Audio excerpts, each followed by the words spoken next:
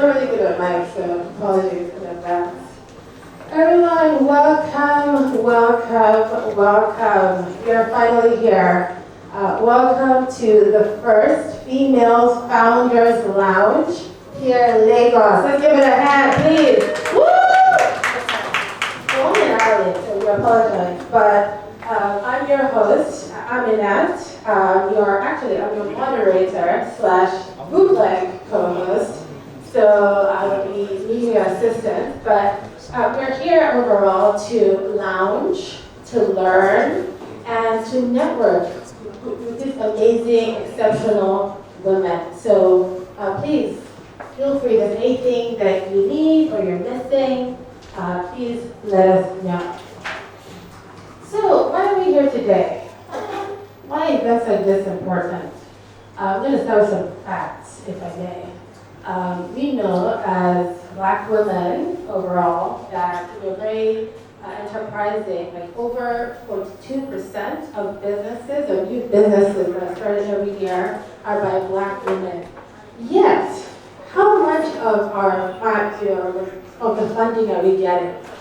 How many founders do we have here, by the way? Founders.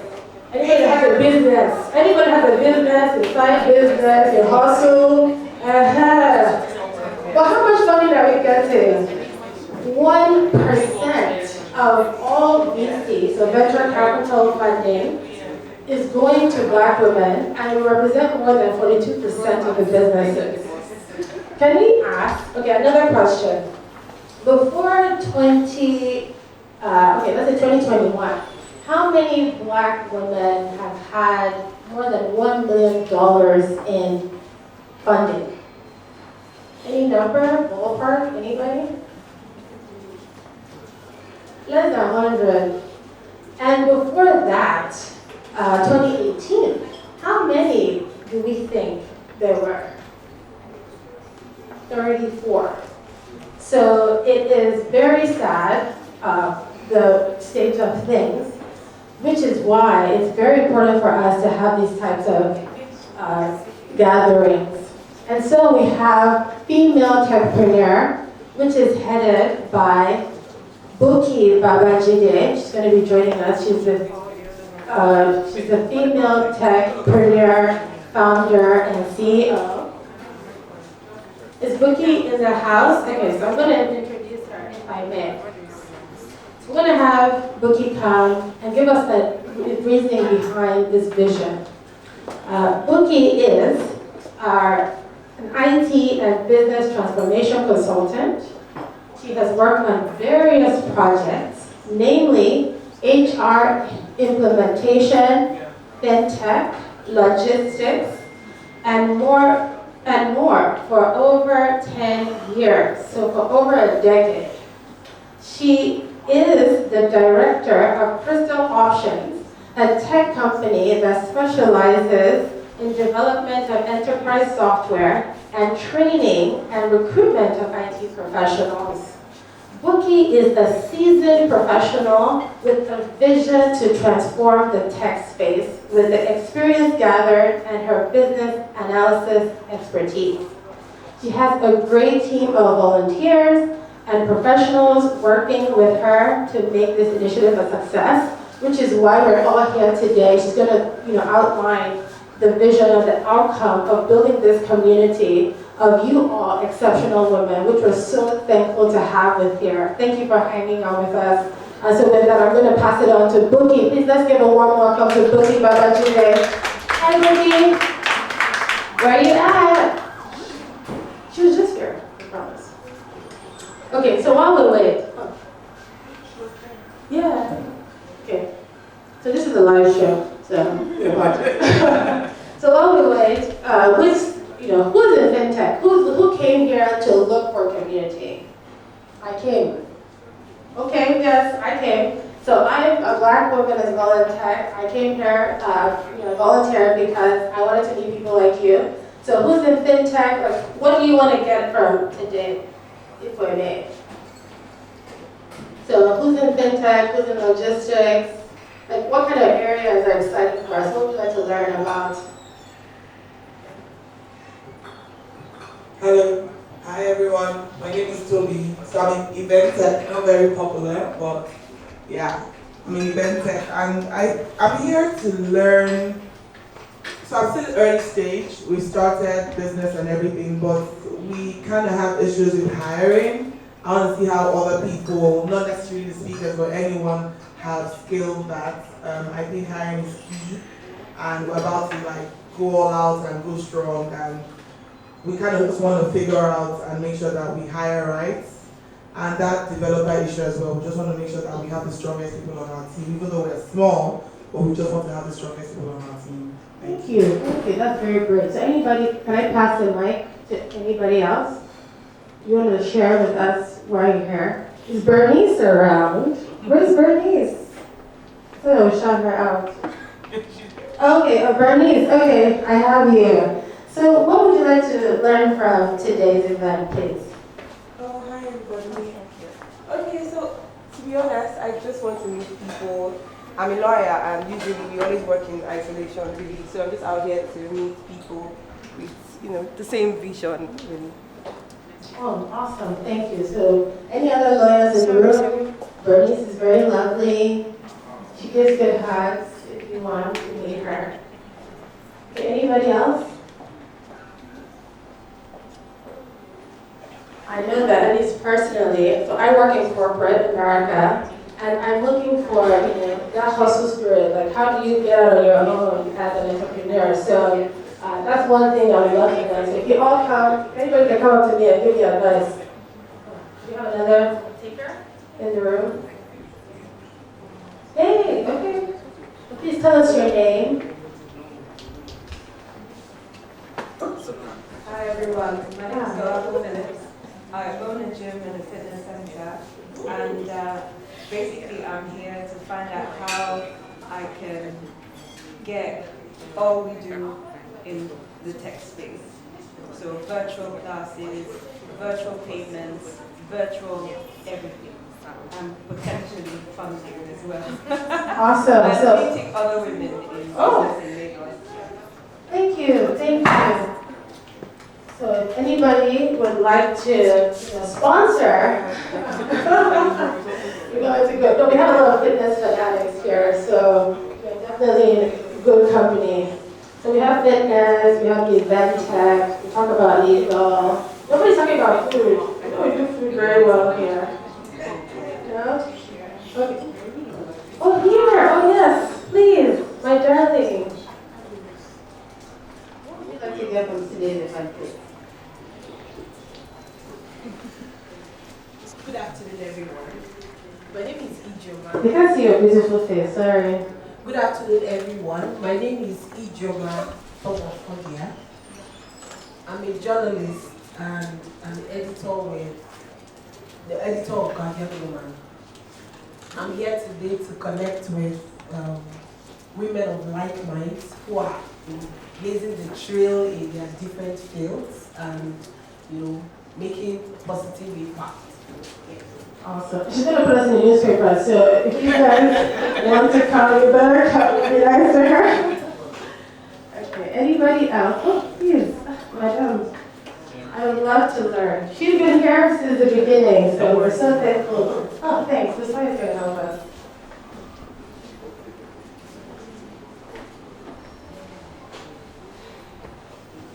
Hi everyone, my name is Ibe Olufemi. I'm in the financial services space, specifically InsurTech, which is not an area that a lot of people are aware of.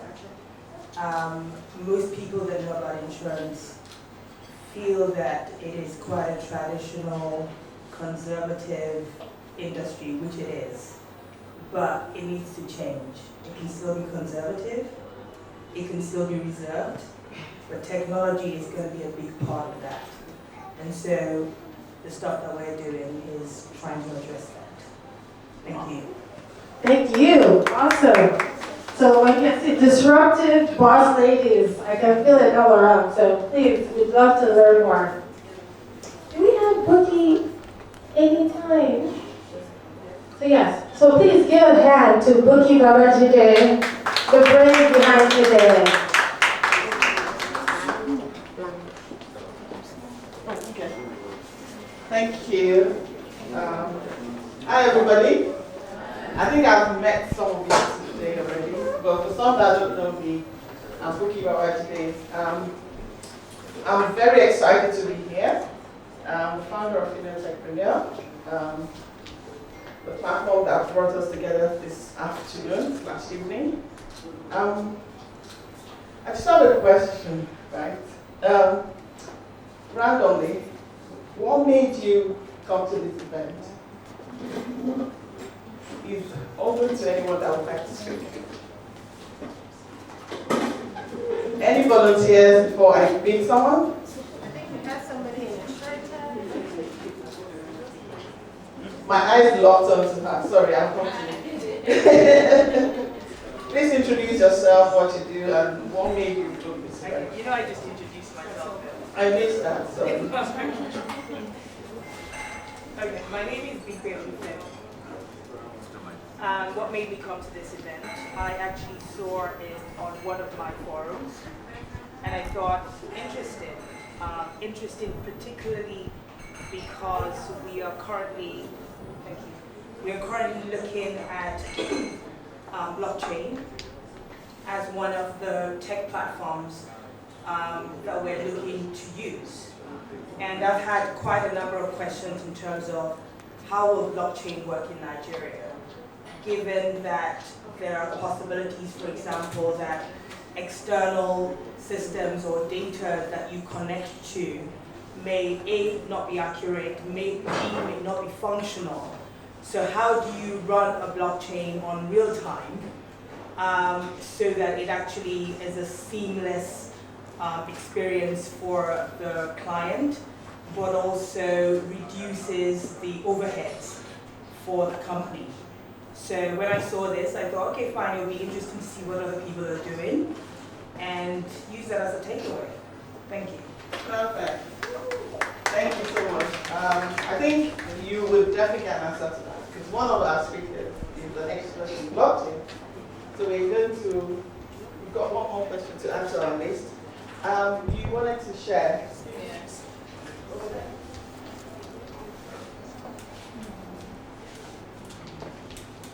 Good evening, everyone. My name is Ngozi Onyekolo, the CEO of Ibigo Smart Cards. The reason why I came to do is because it's actually my first time seeing a women in tech gathering. And that's why I came to connect to this work, to learn more. Thank you, Ngozi. You kind of nailed it, right? Probably is happening and we don't know of it. A lot of things happen in silos that we may not have come in contact with. But the whole essence of this meeting is to bring everyone that is in tech, especially female.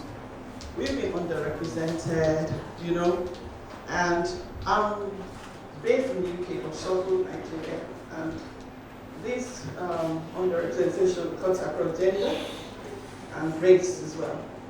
So imagine if you're in a white-dominated environment and you now happen to be a female. It's double whammy. So you have to do a lot. You have to be exceptionally good to, matter. So we're looking at gender and race, and then layering in technology. There are skill deficits globally. There's not enough people. But some set of people feel like it's not for them because orientation, the way it's been branded, and we need to change the narrative. And if you look at the founder statistics, women entrepreneurs are actually more successful. If you give a woman a startup to run, the statistics is bad. They turn it around, there's a high return on investment. So we're coming out to join us, and hopefully, before the night runs out, I'll be able to connect with some, if not all of you. Thank you very much. Thank you both of you for sharing your journey. This is awesome. So before we go to the next stage, I'm just going to do a quick vibe check. How are you? Okay, so On the tables, please take note, there are barcodes with WhatsApp. I think it's an invite, a request to join the Female Techpreneur WhatsApp group. So in addition to, of course, LinkedIn and Instagram, where we're streaming live somewhere, please just, feel free to scan the code and do that to join. Also, we have Wi-Fi. It's free, which is unusual in Nigeria. So I think the username is Harold Place, and the password is Harold with capital H, 2023 @, just the @. Okay. So if anything is going wrong, feel free to raise your hands. Don't be shy. We're here for you. Okay. So we're supposed to do some polling. Okay. Well, let's move on. I know we're taking enough of your time. So we're going to go to the next part, which is the first panel, which is actually a moderating. Yeah. So I'm going to have our first panel here with our guest, Buki Oginsakin. I hope I said it right. Ogunshakin, hey, Mahalo. My bad. Ogunshakin, I know that's like a guy. Sorry. Okay, who is the founder of BBO Solicitors? Excuse me. So Buki is the principal and head Satoshi or thinker at BPO Solicitors. She's an emerging tech lawyer, primarily working with clients in emerging technology areas such as NFT, metaverse, anything Facebook, right? Crypto, blockchain, we've heard that, artificial intelligence, as well as cybersecurity and data privacy. Buki is highly sought after by clients due to her 20-year experience in strategy and project management. She is also currently a Web3 legal consultant with Interstellar Incorporated and volunteers as Director of Strategy at E4E. Buki holds a bachelor's degree in law from OAU, so Obafemi Awolowo University.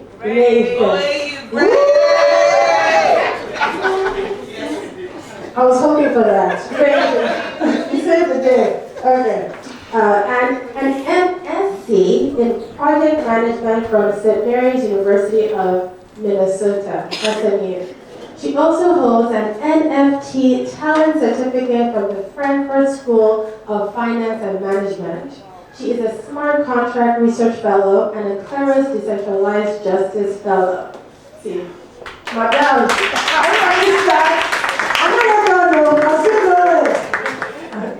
All right, so Buki is also a certified NFT expert, like it's there, from the Blockchain Council and a certified international privacy professional in Europe, so CIPP-E or /E. She's a member of the Nigerian. Thank you so much. Sorry. Awesome to be here. Oh, we're so excited to have you. Thank you for leaving your 50 million children to be with us today. Okay, so we're just going to have a great conversation. I've been reading a lot about you and your work, and we're very excited to see if there's anything that we can talk about. So we have some questions, but please feel free in the audience if you have your own questions, and that's why you're here. Jump in, raise your hand. Definitely happy to give you the floor. So we're going to be talking about tech and legal frameworks for I think about 15 to 20 minutes. I guess it's also some of your interaction as well. So let me start with the first question. I think I already sent you some of my questions, but yes. So the first question that I have,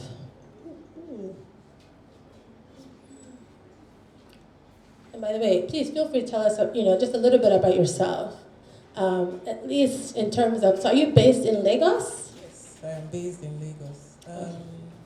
Maybe a bit of history. Please. I actually was an event planner previously. And then after about how many years? About a decade, I decided to start up my law firm. So that's just to say you can always change careers. It's never too late to do what you want to do. um, many people told me I was bonkers for trying to, do that. So I just want to encourage anyone here who is trying to get into something new, that it's doable. And I feel like I've been here all my life, that's Right. what I was meant to do. So that's just a plus before we start. Okay, no, thank you, because that's going to be one of my questions. I'm like, you've been going all around the world, carrying degrees, collecting it. So we would love to learn that. So if, this is your sign, if you want to change your career, do something, we're here for you.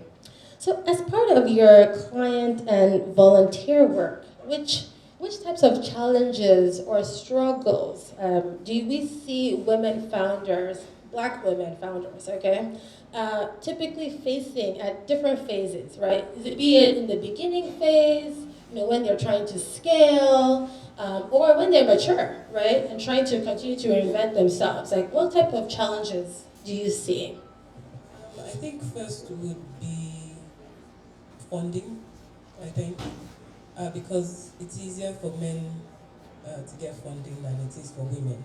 But I think also on the flip side, there are actually a lot of organizations that are pushing, funding for women, programs for women, awareness for women. So we have to give them, the accolades for that. They're actually doing that. Apart from funding, I think the drive as well. We always hear about imposter syndrome for women. We feel like we're not worth it, or keep comparing ourselves to male counterparts in the particular role. Hello. Not as confident as the men to ask for what we deserve, or what we, at least, at that stage, or whatever stage it is that we're at. I think that's also something to consider. And then for women as well, because I'm in Web3, I think a lot of women restrict themselves as well at the beginning now. We're talking of startup stage, because of other things that women are bogged down with, children, family, taking care of our parents.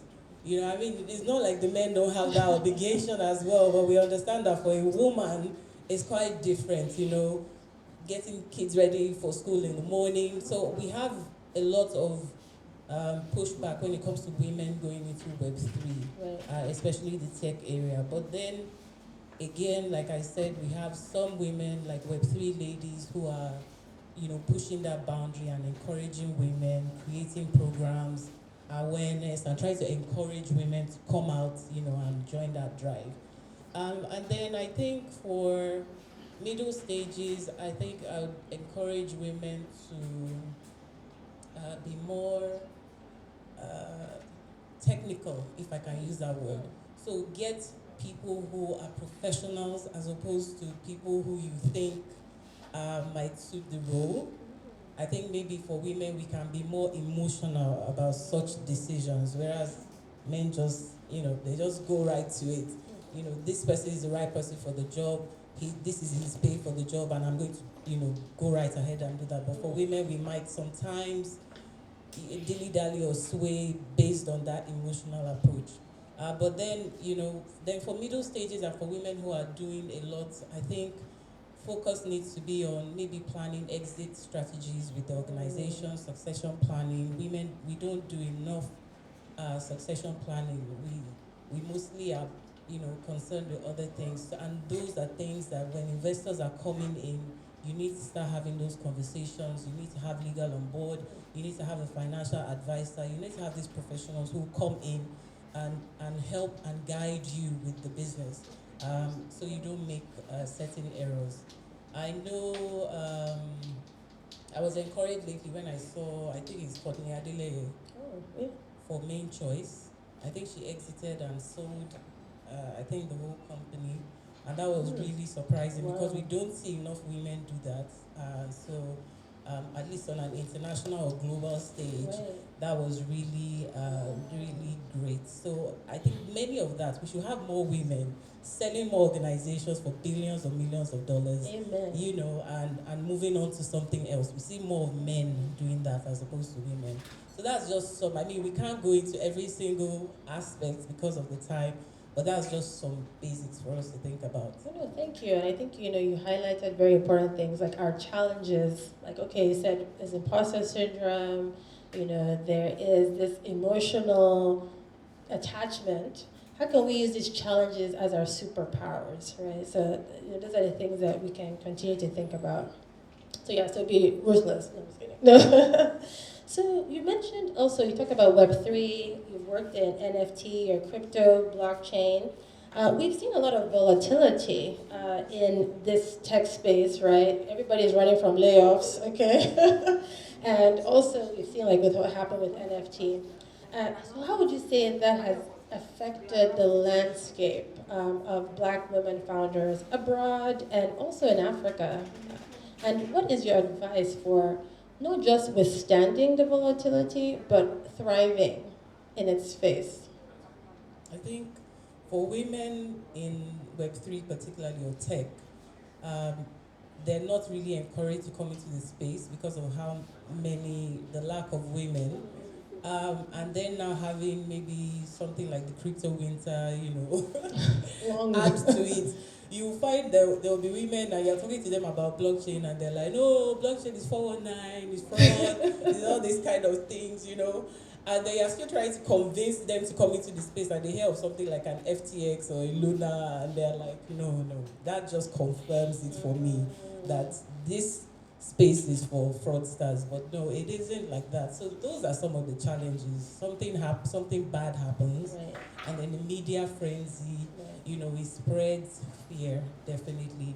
It spreads doubt and a lot of uncertainty. Right. And then maybe like with the NFTs, I know NFTs were really popular for women in fashion. I know it was popular for Black women in fashion that wanted to launch their NFT collections and things like that. And then we see that part of the industry to kind of nosedive. But I would say that such times, at least those of us in the crypto space were awaiting the crypto winter. Okay. We knew it was something that was going to happen based off of Web 1. Because when Web 1 came, there was the boom and there was the bust. So we anticipated that the same thing, it will be pretty tough, okay? But when you're in the Web 3 or tech space and you haven't built the proper processes, there's no corporate governance, there's no legal structure, there's no financial professional or consultant that is working with you on it, it's likely to fail at some point in time. So I'll just say we look at the bad times and then use that or the lessons learned from other organizations to build properly and more appropriately. So that's what I would generally recommend for those that are coming into the tech space generally. Right. No, thank you. That's perfect. So do you offer this foundation starter pack? Yes, of course, that's what we do. I mean, I work with a lot of Web3 organizations, startups at any stage. So, and what I love about Web3 is you're not restricted to Nigeria alone. That's what I love the most because it's a global stage. The world is now globalized. You can be in Lagos and working in Turkey. Okay, you can get a client tomorrow from Malta finding out, how can I do this, how can I do that. So the world really is an oyster now. You can do anything, anywhere that you want. As far as you're leveraging technology, you can blow your business up with wider audience and more opportunity. So there are two things I got from your answer. Thank you. One of it was you need to know your stuff, right? You need to learn that anticipating the bust of Web3 because of Web1, like you need to study the area. And the second thing is, you kind of hold, don't let things just shake you. Because I'm assuming like the bust is a good time for people to short, right? Like they can use that. So I think education and learning is important. And that brings me to your many degrees. So how do you hone your craft? Because of course the theme for today, one of the themes, FYI people, is about growth and learning and so on. What helps you grow in your craft? How do you know what to do next or which program to pursue? You're gonna go to Malta tomorrow. And how do you stay current with how things continue to change so much? that one is tough because I have to be honest, it's not easy to keep up, but you have to continuously learn. And for me, I think I particularly am doing very well in this space because I open up myself to learning from anyone. I find, at least those of my age, find it more difficult to work with Gen Zs or millennials. I don't find it difficult. So that's an advantage for me because I open up myself to learn from them. I mean, of course, there are downsides, there are pros and cons, but we take the pros, right? And then work with that. Exactly. So you have to open up yourself to learn. I think many of us need to unlearn some of the things we've learned previously. And I find that a lot of businesses are stuck in the traditional ways. They don't want to move from where they are. And I always use the example of if you had told the taxi drivers in Lagos that Uber will come and disrupt their business, they will tell you you're crazy. Okay? But what has happened? Of course. What has happened? They've come to disrupt the space, but because they were not willing to unlearn their process and embrace, you have to be dynamic. You have to learn new methods, new things. And for me, learning in my space takes a lot of hours because things are moving in Web3 at the speed of, is it light? What's faster than light? It's more than light. It's more than light because it's moving so fast. Wow. You know one thing this week, 2 weeks is old news. So it's a lot of data consumption, just like the same way we are absorbing a lot of data via digital media and all of that. You have to, if you want to hone your craft in this new moving field, you do have to put in the hours. So I do have to put in the number of hours, reading, learning, meeting new people, being part of experimental processes, research. I even started my process with research because that's where I did the Smart Contracts Research Forum, and then I also did the Kleros Decentralized Protocol. So it's a lot of reading, learning, connecting, collaborating. You have to put yourself in that space. And of course, like I said, being open to learning new things. And then, of course, you'll be able to thrive once you do that in tech. People hear the worst ideas, but because they're open, they end up being the ones to be game changers. Okay, so if you want to be a game changer going forward, you just need to put yourself in that space of learning or unlearning. Learning and unlearning. So you heard it here. There's no magic pill or bullet. You have to do your homework. But what is the time? And what percentage is for learning? Is it 10% of your week or your day? Okay, so that Give me one. strategies. That one is the one I need to work on because I don't really sleep that much. I have to confess. But I also understand that your well-being is very important and being healthy. But I would say that at the beginning, I had to put in those hours and probably sleep like 4 hours a day.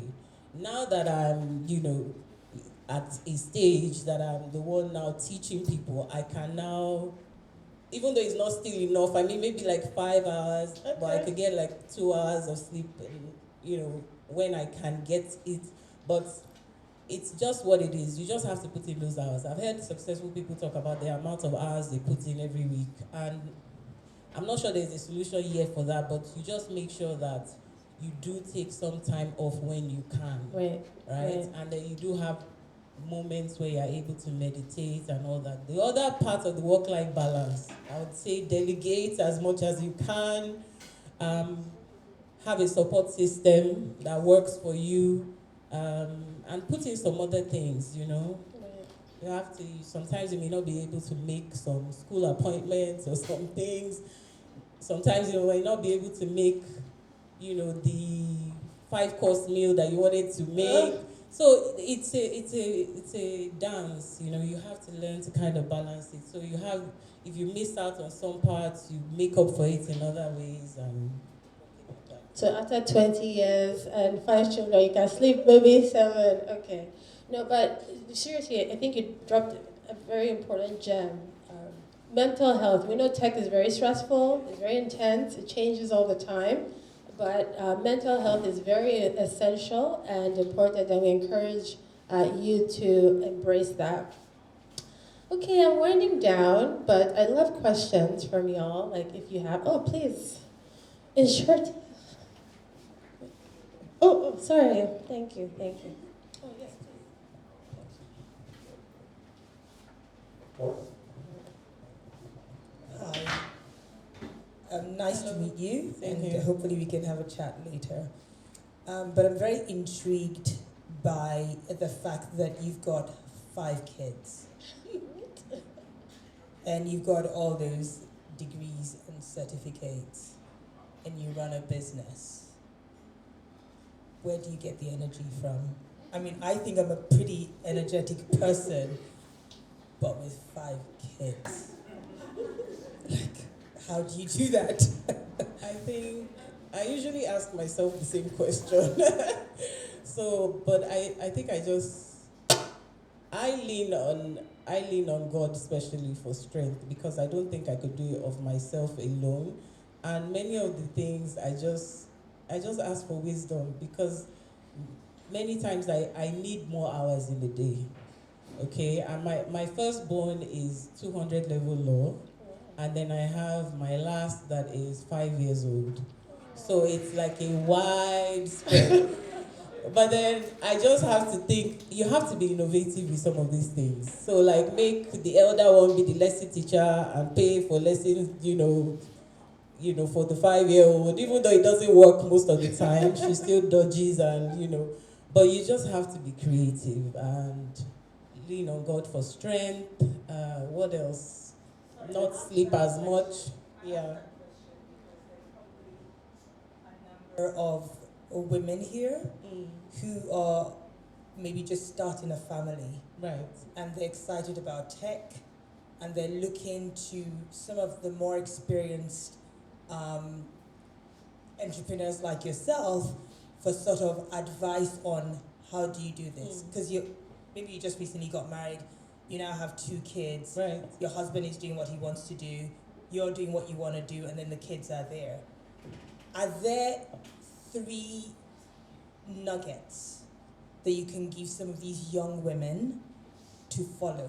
I mean, I wish I could, but I don't have kids, so that you could give these young women to follow so that they can still follow their passion, but they're also very practical in terms of what they're doing. I mean, I agree with you. I've heard this said so many times about the support, having a good support system. Right. But I think when you're building your career, you may not be able to afford to have a good support system. So what do you do in that situation? I always say to each her own. You have to sit down and decide, prioritize. I think that would be the first thing. I had to sacrifice some years of my career to do something more convenient, which was event planning at the time, because I felt, the kids were young. I didn't want to have to go to law school at the time. I wanted to be there for my children. So at that time, I made that decision to do event planning, and then I moved into project management. Secondly, I would say once ready for your career move, you will also need to kind of delegate some things. For instance, I chose to start up on my own. I had the choice of working with big law, okay? But because I had worked with big law before, I knew the amount of hours I would need to put in, and I didn't want to have to work and make excuses, like I'm just coming from school, I'm this, and then I chose a niche area as well. So you can look for your strength, and then now focus on that area of strength that you have, so it kind of pushes you forward, elevates you, as opposed to restricting yourself and generalizing. So maybe niche down, and then I think thirdly would be to delegate or leverage technology. If you don't want to delegate to people, there are a lot of technologies now that you can use that will assist you with work. So I do use a lot of technology to help me in my business, because I know I'm not going to be able to be everywhere at the same time, or in more than one place at the same time.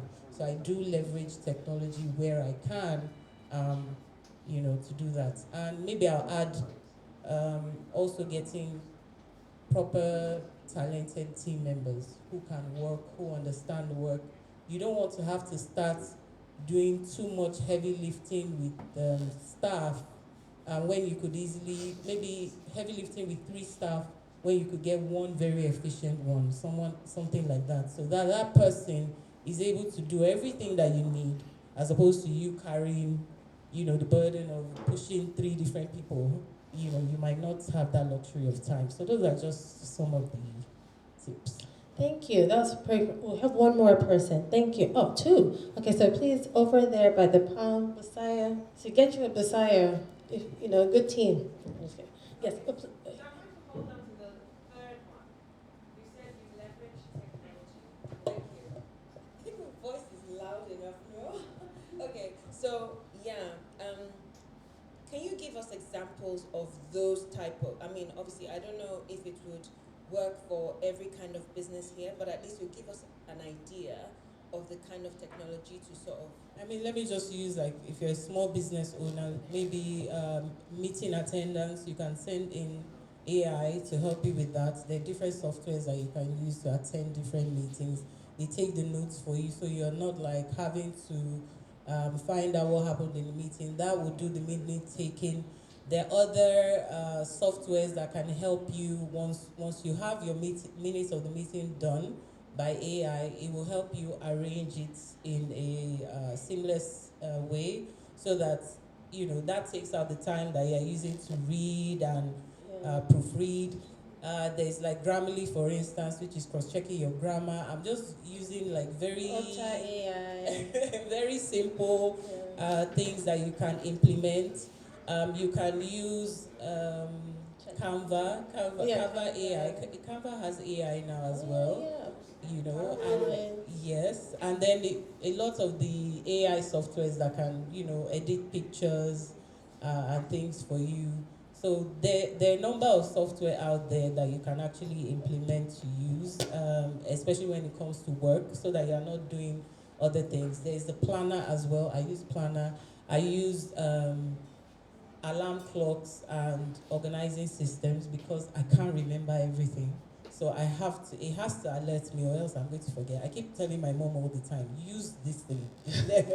It's there for you. If she couldn't remember she had this, she couldn't remember she had that. I'm like, just the only thing you have to do is sit down and type everything in, and then it does the rest for you. So it will remind you that there are different ones that have different things. Some will, just alert you as in with the sound, the alarm clock. Some will send you emails, that will let you know you're supposed to do this by this time, or you have this and you haven't done that, or you have this deliverable. So there's so many. If you go to the App Store, there's so many apps that you can use, really. And then it does remind you and help you organize your day. And I use it for everything. So even things like, I have to buy fruits for my kids on the way home, because tomorrow is fruit day in school for the 4th and 5th. So I have to buy, so I have that on my phone already, because there is no way I will remember once I leave here. But I've timed it so that once I'm leaving here, something comes on my phone, and then I have to do that. And then I do it in such a way that I have to click or accept that I've done it. So it's not just to use your alarm, the general alarm on the phone. If you use an app, there's certain things that you must enter, so that you have to click on it that this is done, or else they will keep, prompting you. And probably, it maybe has different stages of reminding you. Yes, something like that. So there are just a number of things that you can do. And so like that now can translate into work. If you have different tasks that you have outlined for yourself, you can actually impute those into the apps, and they help you, make you accountable, as opposed to you having like a physical accountable partner who can help you. So that's just a few examples. So get an AI buddy. Okay. Copilot. I like that. It's perfect.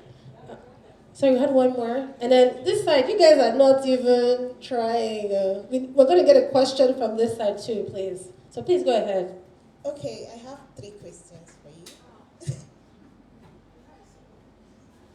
Okay, so when you were speaking about the challenges, you mentioned emotional challenge, and the moderator also said mental health.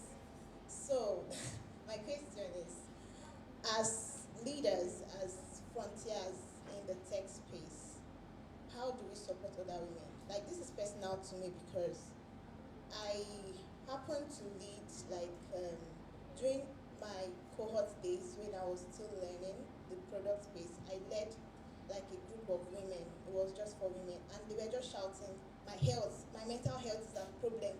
I am emotional." Like, so how do we support them? Like, what do we do? Because we started off the program 1,000 women, and we only graduated like 300. Is that bad? So that's number one. Then the second one is you are in the legal space. There are a lot of issues in the financial tech regarding legality, or I don't know how to put that. So what can you say about that for people that, because I have a very strong flair for financial, but I am scared of that area. So what can you say about that? Then my third question is, you mentioned having proper talent while starting up your firm. Okay, what are the tips you can give to people that are thinking towards that line to get?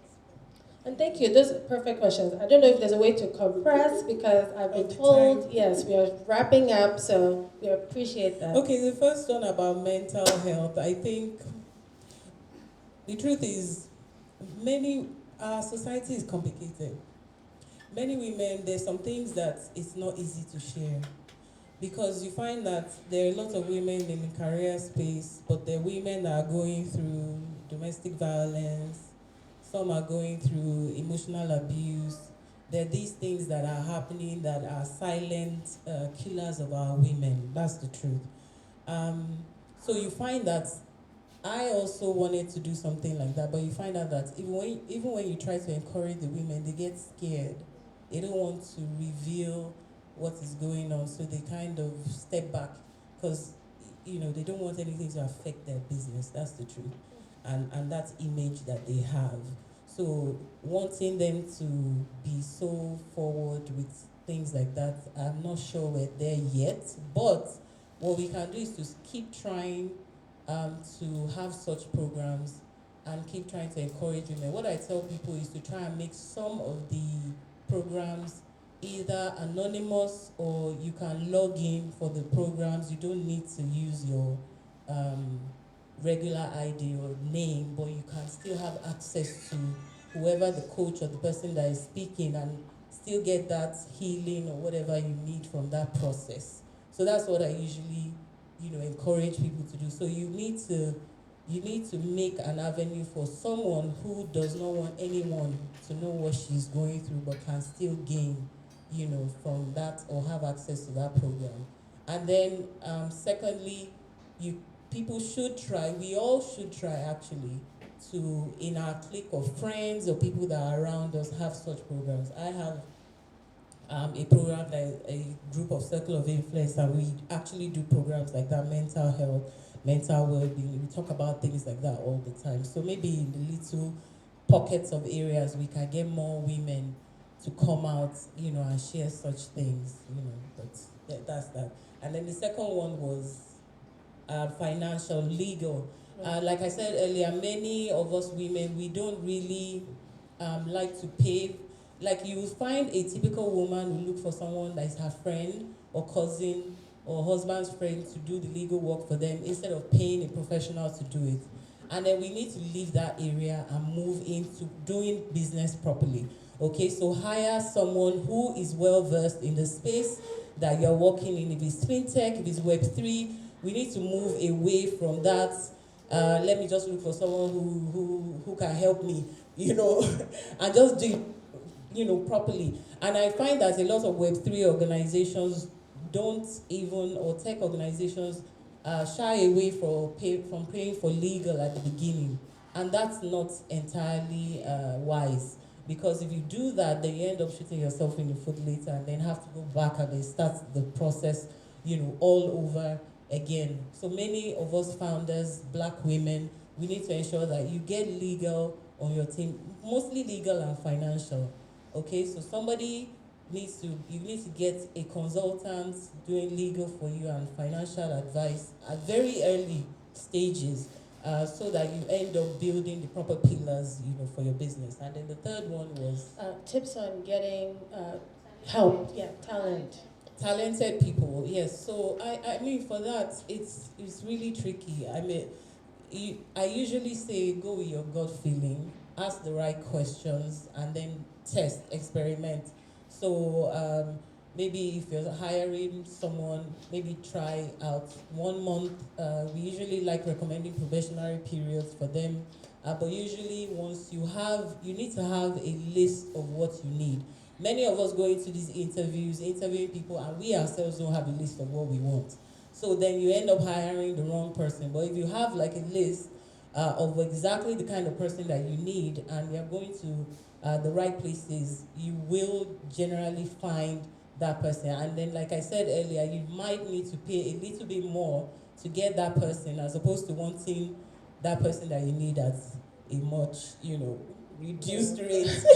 You get what you pay Although it's for. not easy at the beginning, I understand, but like I said, instead of hiring two people, just do one person that can do the work. Yeah. Well, thank you. And I think, there's more questions, but we don't have enough time. So we're just going to wrap it up there and give it up for Barrister Gunshakin Thank you so for being much. so amazing. Thank you. You can also send the questions to the group, I guess, and then they will forward as well. Oh, yes. So please, again, reminder, take the barcode and join the WhatsApp group.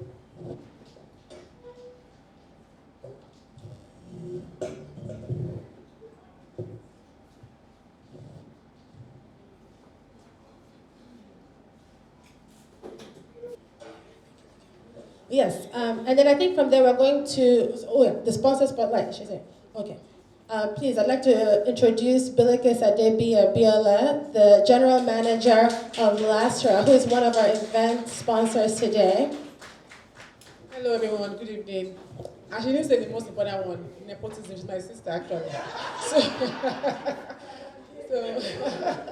So I'm very happy to be here. It's an honor. When Toby told me about this event, it was very exciting to see that we have somebody that's focusing on helping women in tech.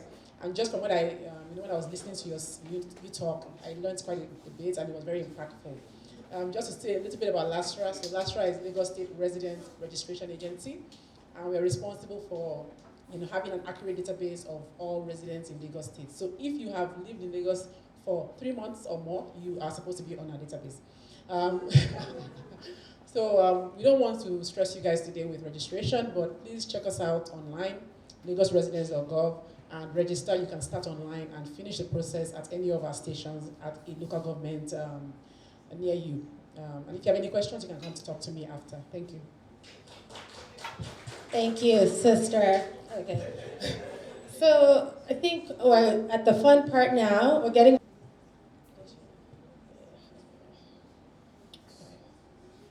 Sorry.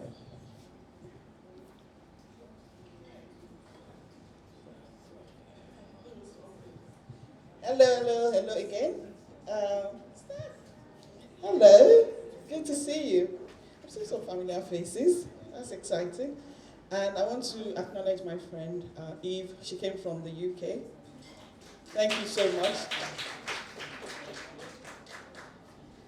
You don't get people like that, but when you get a good friend, hold on to it. Sorry. Yeah. So we're moving on to the next level, which is to hear some experts. And I also want to thank Buki Ogunsaki for taking us through that fireside chat. She's actually my sister-in-law.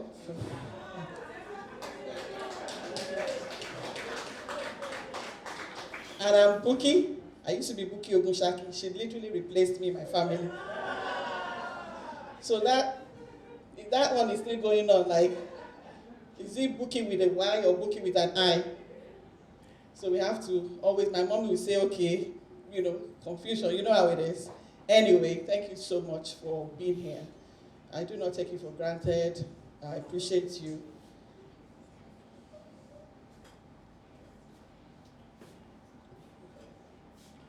All right, So, how has it been for you so far? Let's take a pulse check. How's it been? How's it going? Enjoying it? I also want to thank our sponsors and, sorry, I didn't quite catch your name, but thank you so much. I'm sure we'll get to that level, but thank you for supporting us, for making this event possible. It couldn't have happened without Toby, you, and everyone else. So how has it been for you? Sorry? Inspiring, fantastic. Any other word? Speak up, it's a girl's thing, you know. We're here, it's us. We have to, we must talk. We have to talk. We have a voice. We have a voice and we have to talk. It's been educative as well. It's been educative, fantastic. Thank you, Tommy. It's definitely been worth the travel for me. Oh, fantastic. It's worth the travel for her. Thank you so much. Anyone in that corner? How has it been for you? If you were actually paying attention. I'm going to call a guy this time.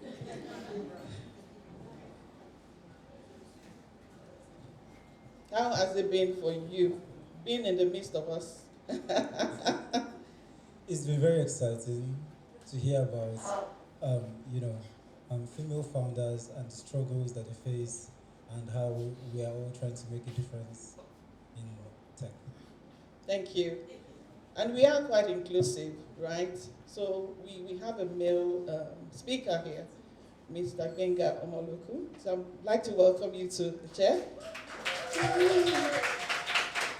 He's the MD and CEO of Microfinance Bank VFD. Thank you so much for coming. So when some people try to confuse feminism, we're not anti-men, right? We're just saying the group of people that we want to help, that need help, is women. You're allowed to have a persona, right? You have a group of people that you want to help. If you look at your customers now, if you are in EdTech, maybe education, that's your target audience.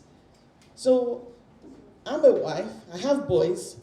It's not, we need to kind of disabuse people's mind about feminism. Like, oh, that one is a feminist. No, it doesn't really count. What we're saying is we have been marginalized, underrepresented, and we need to have a voice. And that's what we need to do. So thank you so much for joining us. So in our events, you will see guys. Some guys are like, no, I'm not going to female. I said, calm down, bro. We need to have a balanced view. We cannot just, we need to hear from, and if the person happens to be a man, fantastic. You're welcome. So thank you. Next person up is Ibokum. I can't miss it. I saw the face and the hair. I said, that has to be her. You really do stand out, your outfit. So she's the head of commercial and finance, customer finance, Piggy Tech, and you'll be hearing more about her as we progress. Then I've got Tomi Balogun.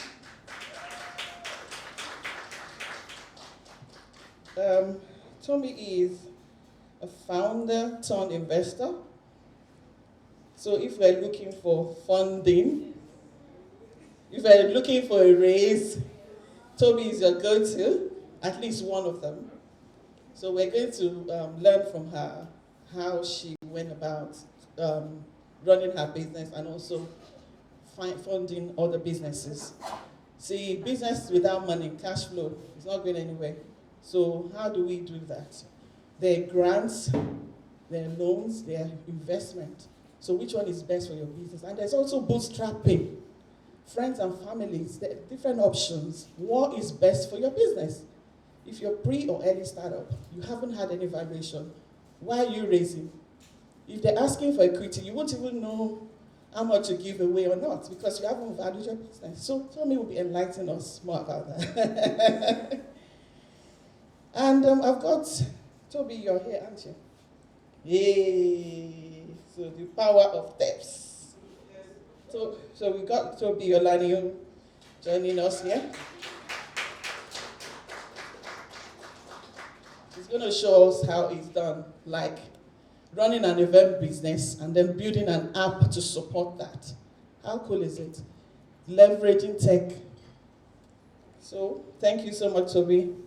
Who am I missing? That's us, isn't it? Except for me. Okay, so I think stories really stick, right?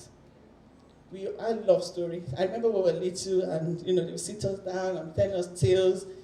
In fact, my brother he loves plantain a lot. Maybe you don't know this book. We have to donate some pieces of plantain to get story. And that's how much we like. We're like, okay, do you want me to tell you another one? Me and my younger sister. Okay, give us some of your plantain. So we're already doing trade by barter. And that's how much I love stories. So today we want to hear about the journeys of these amazing people sitting here. Please give them a round of applause. So, why did you decide to be a tech entrepreneur? Yeah, we can start. Okay, hi everyone. Thank you for being here. My name is Tobi Olanihu. I run TEPS, the Experience Blog Systems. It's an event technology company. Our first product is a ticketing and 360-degree event management platform for direct users and organizers as well. Why did I start? So I was frustrated with how some things in events were happening, especially check-in processes. I thought some things should be easy. It should be easy to register for an event. It should be easy to check in for an event. There shouldn't be long queues. It was a no-brainer, and I was going for a lot of events out of the country. And I'm like, this thing is easy. Why are we still doing it this way? I actually tried to be like a franchisor or something for other platforms, but it was a cabal. That's the truth. That's what it is. Nobody was interested in partnering with me. I spoke to at least 5 different massive companies, and what I think I was just giving them was info and a market to penetrate. They were not interested in partnering with me, and I was like, nope, I'm going to move on and do this thing myself. But that was maybe 6 years ago. It took me a while to actually do it because I was busy with my then core business, which is still my core. And we decided to go on that journey. This was long before COVID, because even at a point I had clients ask me, oh, how far with your app? And I was like, I didn't even realize I was telling everybody about it, because I really did think it would be an easy road of collaborating. But I said that, you know what, I embarked on that journey during COVID, and it was very interesting. I didn't realize, I thought it was do app, get developer, move on. But I really thought it was that. But it was crazy. And one of the reasons why we partnered with this event was because the conversations I had then and even now, funny enough, were with women. The first person was Steph Obi. She introduced me to my developers, and there was a day I was practically crying. I was like, who sent me message? Like, I just wanted to help. I wanted things to be easier. It wasn't really about me. I really honestly wasn't thinking about money. I just wanted things to be smooth. I thought it was a no-brainer. Let this thing be good. Let it be good, And I just thought that it was tough. It was expensive. I was like, Steph, this is not how you did it. So this is not what you say on Instagram. You make it seem like she was telling me not to be on the right path, blah, blah, blah. That was good. Another person I spoke with was also a woman, told me right beside me, and she said she didn't realize our conversation, went a long way. I was very frustrated. Very, very frustrated. I was like, developers are crappy, I hate them, blah, blah, blah. I was so upset, and she was, very calmly, even though she has left us, she's not an investor, she's not a startup owner again. She was like, no, Toby, one step at a time, I'll talk to them, talk to them. It's not like that, you have to think about it from their own perspective. She was really making sense, and at that time I was like, this woman, she's so calm. But I realized the power of community, because those 2 conversations, Tommy didn't remember the one with her. I hope Steph remembers the one with her, but it changed everything. I was really frustrated, right? I was really, really frustrated. And it just made me realize this thing is not easy, but you're on the right path and just keep going on. So that's the summary of my story with women. Thank you. All right. Good evening, everybody. Hello. Good evening, everybody. So So my story, I think my story started, or my journey started with being broke, basically. So here I was post MBA, and I just wanted to do better with money. And I started an investment club with 4 friends, who happened to be 4 guys. I was the only female. And that's because my female friends were not interested. For them, it was like, what are you people doing? You want to come together to start an investment club and invest? We're not interested. But by the time we started, and we started to invest, everybody wanted to join, but it was too late.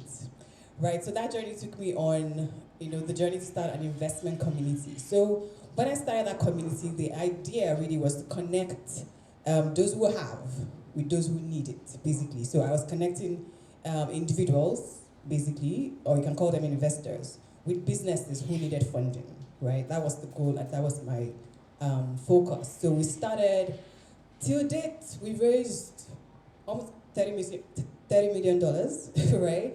And it's been a journey of education, right? And for me, I think at some point, after building a community on a Facebook group, managing all of that, businesses were coming to raise funding, we raised debt, we raised equity. It was a case of I needed tech to enable this, right? And so I went into fintech, which was, oh my God, a whole story of its own. And when she asked that story about legal and compliance, trust me, I've been there, still been there. And then you asked about regulators, oh my gosh. So that got me on the journey to how can I build a tech platform to enable all of the things I was already doing, which was connecting those who have with those who needed the funding. So a business will come to us and say, we need debt, so and so, can you help us raise? And because I was doing a lot of education, I'm also a certified financial educator, so I was doing a lot of educating on finances, investing. I would analyze the business, do some due diligence analysis, come up with a report and share with the investors on this basis, this is risk profile, and this is how to consider investing in this business. So we did debt, and then finally we nurtured as investors so we could do equity, because it takes a lot to do equity, and we invested in 2 VC funds. So yeah, all of that got me into tech, and I think one of the things I started to really realize very, very quickly was tech was just crazy. And of course, I also spoke to Steph. Steph is our OG in this space, right? And we connected to developers, I started to work with them. No, that's not the story, I've forgotten. So I actually met somebody else, some developers, and they built the platform for me. And then they built the platform, and I didn't realize, thankfully I had legal counsel. I always had legal counsel for everything I do. And then we signed some sort of agreement, right? We signed the agreement, they started work, they built the platform, it was working. And they say, okay, we're about to hands off, it's time for us to go into support. I didn't realize that support was something that was out of the contract. After I had paid them thousands in dollars, I was going to go into support. And I was like, wait, what? We're still building, right? I said, no, it's time to go into support. I'm like, no, we can't go into support yet. And it says, you know what? We're going to take our hands off, you'll be stuck with the product, yeah, it's time to go into support. And then they bring the bill, say I need to start paying, I think it was $7,000 a month for support. I was like, how? And then I woke up, I remember that Saturday morning, I woke up and I literally said, I'm a person of faith, and I felt strongly to change all my passwords across, my code base, what's that thing called again, GitHub, across my servers. And I started up and I changed all of my passwords. And literally about 2 hours later, I got an email saying, if I did not go into support, I needed to pay them $25,000. It was basically blackmail. And that was my first wake-up call. And thankfully, I spoke to Steph and developers stepped in to help, but it was honestly it was a lot. My lawyers had to step in, all of that. So that was like, for me, my first experience with how you need to understand this whole tech thing. It's not enough to just get developers to build it. And then I got into understanding how the regulatory environment works as well with fintech, currently processing my SEC license and all of that. But honestly, I think I decided to go back into finance while I still have a platform, I still have a tech platform, I still manage fundraising. It would always be a great enabler of what I do, but I think fundamentally I'm still a finance person. Thank you. Hi everyone. First off, you're very inspiring. Not just the 5 kids and 50 million children, but you're very, very inspiring. First off, I think this is one of the places, because women in tech, there are a lot, but they're younger. I walked in and I'm like, no, this is what I'm trying to say. No. You know what I mean. It's Gen Z and everybody. So again, what I'm wearing is not strange to the places I go, right? And I'm like, heels? I'm like, wow, very, very in the wrong place. But then I'm very inspired by you. I would love to chat with you after this. And I'm very inspired by all the women in this room. Nobody is great for anybody this year. It's almost like I'm ready to, she flew from the UK. When she said it, I'm like, the pressure now. Because you're used to going perspire to aspire, blah, blah, blah. And it's like, I was telling my friend, I was literally chatting with my friend, I'm like, this is not our normal tech events where you just say one or two words, right? I went to Covenant, the best in the world, right? And you're like, we can say a few things and everybody will be happy. But here, I'm very, very excited to be, actually, I'm here to listen more than, I mean, I have my orgas, literally is my orgas. So how did I get it to be an entrepreneur? That's the question, right? I didn't have anything I wanted to do in my life, to be honest. My dad sent me to school. I went to Covenant, I went to Coventry, and this was the next thing. And then I just noticed that my brother brought 2 of his friends home, and they were not sleeping. So we have 3 boys that went to Covenant as well. Covenant is the best school in the world, guys. And they were not sleeping. And I'm like, oh, what are you guys doing? And they said they were building this discount loyalty platform. And I'm like, I'm in the UK. This was something that we're used to. So I was always talking to them. And at the time, I did accounting for my first degree. And I was in business for my master's. So I'm like, it's time to use this brain. So we were talking. I came back home. My dad was really annoyed that I sent you to school. You're coming to work with boys. But like, I wanted you to go out. I had a very smooth part into Schlumberger. Just come and attend the interview. They were begging me for years. Come and attend. My cousin didn't talk to me because he wanted to remove all the family, to bring up all the family so that I would not be begging my uncle all the time. He was really annoyed with me. He didn't speak to me for like 3 years. He speaks to me now very well. And I don't know, I had just this drive to keep working with my brother and his friends. And that's how we really started. Odun, when you hear Odun's story, she looked into the window. I was inside. We were downstairs. So my dad rented, even though he was angry, but he rented the flat downstairs. So we started to work there. We started to work on our first product, which was the discount loyalty platform. Odun joined as well, then Terry, everybody. So we just came, and it's 11 years now, and we've just been doing it. So everybody knows the popular one, which is Piggyvest, but we feel that's like 5 things. And yeah, I'm excited to be here.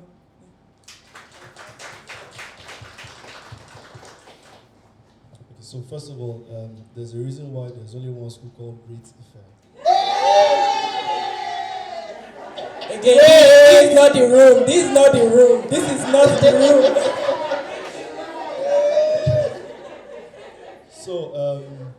So I think my journey to tech, I don't know, it sounds a lot boring when I hear what everybody has said, but so my dad has always been a techie. He's 87 and he's still a techie, right? And so I'd always had a computer since I was a kid, right? So all the Windows 3.0, 3.1, so I'd always had a computer, right? And I learned how to use PowerPoint on my own, all those things when I was in secondary school. So when I got into university, and I think when I got into university was, I'll call it the golden age in my opinion. You know, when you're old, you always believe that your own time was the golden age, right? So I think it's the golden age of tech, which was in Ife. And that was when there was a lot of tech activities going on. So we had there was a block in the halls where they had like their own local networks, right? So people were watching movies on computers in other people's rooms, right? It sounds normal today, but this was in 2004, 2003. So it was really novel at the time, right? So then I even got a job in a cyber cafe, just because I wanted free internet access. I didn't want to be paying for it, right? A lot of my colleagues were doing, C++, all those things. I tried my hands at C++ for 3 months, then I realized that this was not for me. I didn't have the patience, but then I joined an organization in my second year called ISEC, right? And I think that was, so that was actually pivotal in my life, right? So Toby and I were in ISEC together. And it was pivotal because, again, I grew up in the north, so I'm quiet, I'm shy. And I come to this school, and my cousin is like, no, you have to come and join this organization. And here I am, traveling, drinking beer, and partying up and down. So it was fun.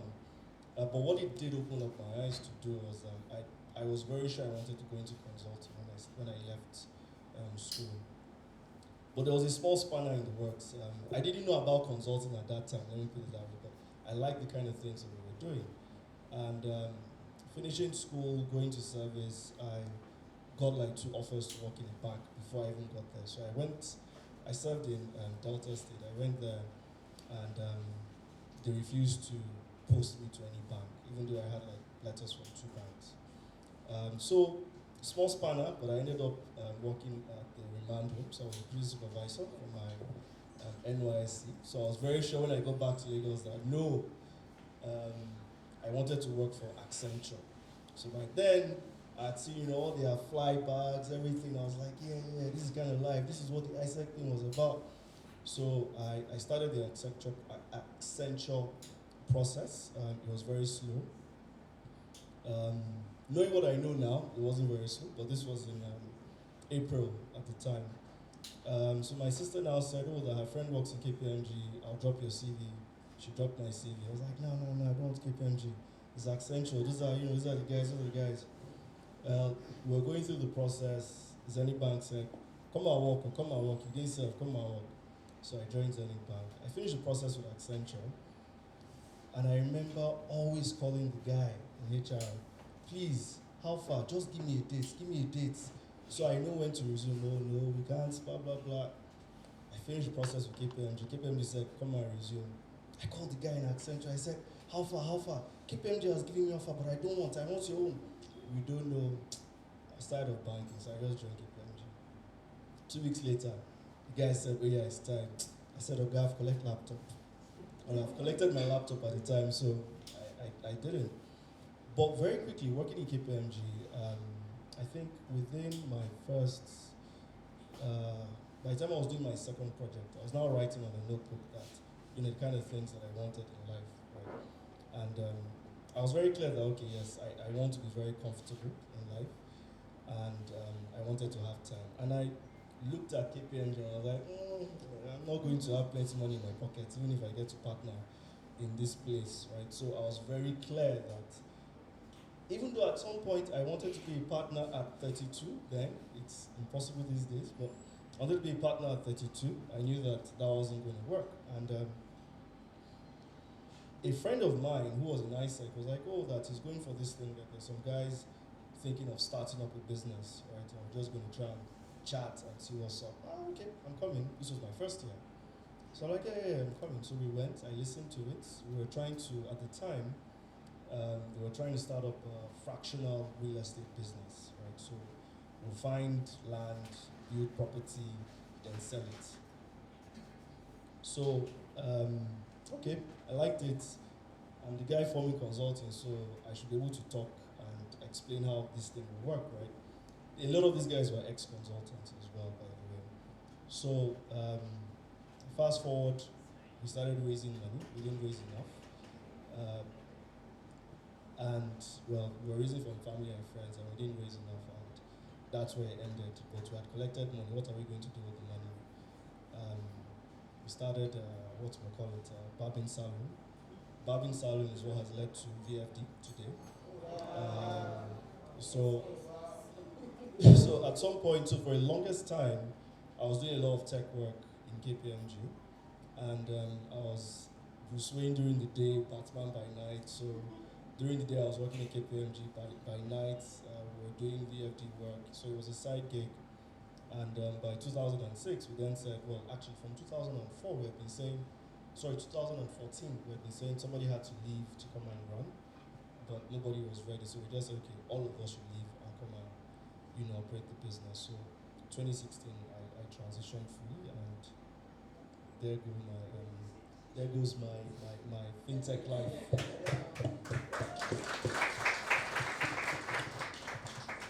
Wow. I'm going to start from the last. So it wasn't planned, was it? Well, no, it wasn't. You fell it into wasn't. it. It was supposed to be financial services, but tech has come and so yeah. Okay, so I think you should prepare your questions because we're going to come round and see, what you want to ask them. But for me, setting up a microfinance bank is kind of challenging and it needs a lot of money to do that.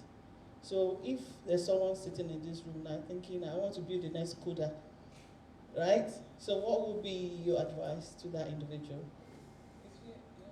No, I'm just saying Kuda is a bank, right? It's a microfinance too. Yeah, but here we talk about VBank. We don't talk about. Okay. I'm covering my face. That's How fine. dare I mention another company? It's okay. I mean, and to be honest, I think oftentimes competition is actually very important, right? And competition is actually what validates a business, right? So if you're the only one raising shoulder, then something's going to come and slap you down. But when you have competition, you be like, but that person, you cannot just. You have to destroy all of us, so it's harder. So banking is serious business. Let's start from that.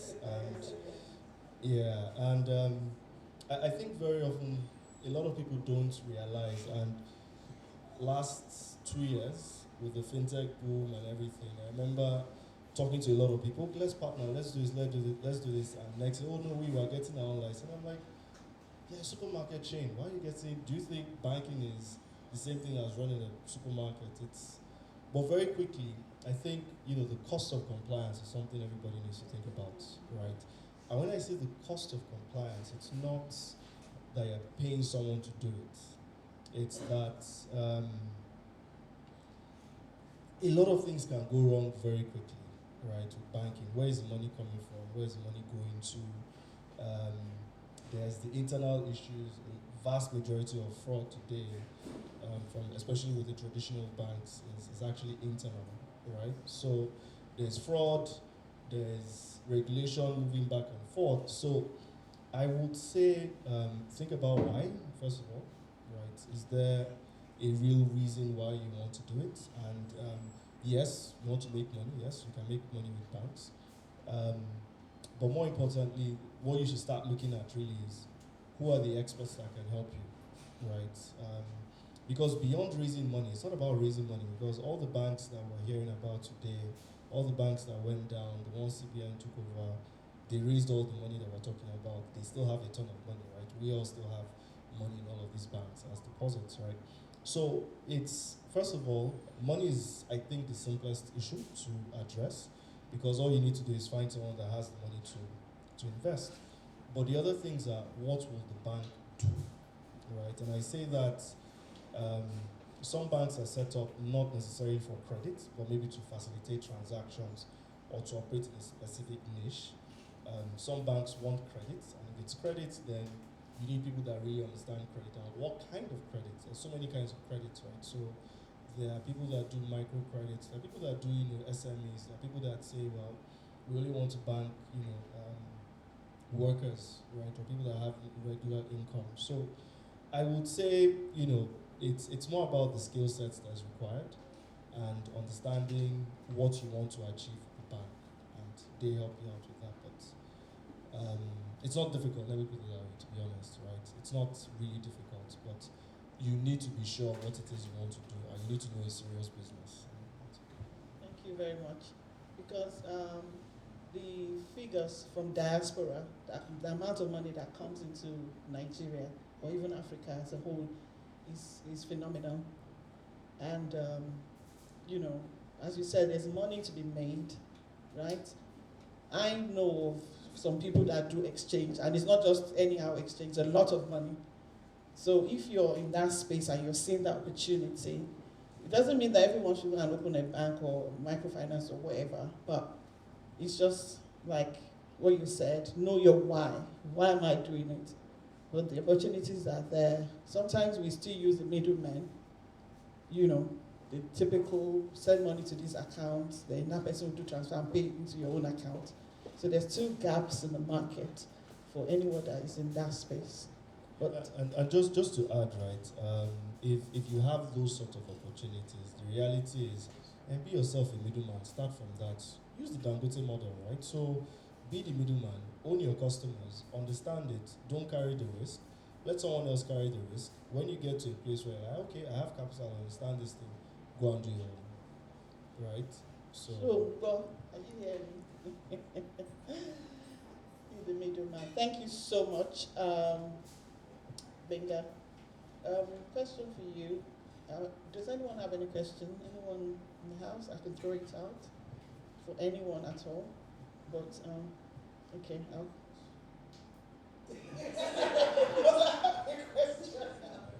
it is allowed. You say money is not the problem. I agree with you.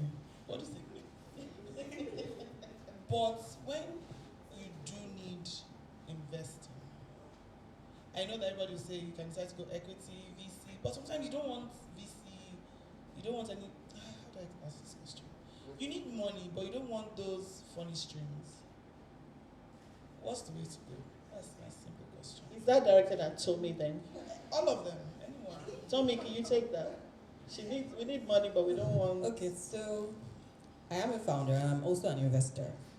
And I think so far we have invested in over 90 plus startups because I'm also a member of an angel network based in the US. So I have seen multiple startups, I've seen multiple decks. And I think that, I mean, you said you don't want VC. I think a lot of founders, especially female founders, have to be very clear and understand the dynamics of funding. If you're talking to a VC investor, they're looking for scale. Is your business going to be the next $1 billion business? That's it. Honestly, that is it. So when they say no to you, it's nothing personal. It's not because you're a female. There are some female building $1 billion businesses. There are. But I have to be able to get a return on my money. I have to get 10x, 20x, 100x. That's it. That's what I'm looking for. So honestly, I've been on both sides, so I totally understand it. And honestly, it's not sentimental at all. It's just because the VC funds also have investors they have to report to. So for instance, I'm an LP on a fund, and I expect that fund to do at least 10x, right, on that fund. So that's VC. Then you speak about what else is there? Angel investors. Angel investors are probably usually kinder, your friends and family or people that, and I think you also have to really understand your business model. What exactly can this business achieve? What's the scale? How big can this business be? I think that's the first that's the first question to ask yourself. Is this a mom and pop shop? Because honestly, we have to be honest with ourselves. If this is a mom and pop shop, maybe you don't need investor money. Maybe you can actually do debt, right? Have you considered debt? Have you considered, getting some sort of grants? There's so many organizations giving grants right now, especially if you're in the sustainability space, or can paint that picture, because sometimes it's about telling the right story, right? So, you look at all of those levels, starting from friends and family, angel investors, grants, before you even get to the VC guys. So if you're really going to talk to a VC fund investor, honestly, that is what you look out for. So in terms of finding the right fit, because sometimes you also need to know, is this the right fit for me? So for me, for instance, I bootstrapped, right? And because I'm a financial person, I made the money from day one. I was very clear that my business model has to be profitable from day one. Now I understand that may not be applicable to all business models, right? And that's especially if you're capital intensive or requires, and maybe because I didn't start first off with building a tech platform, I started as a community first, built profitability around it, ensure that I was making profit and I could invest my own money into building the platform.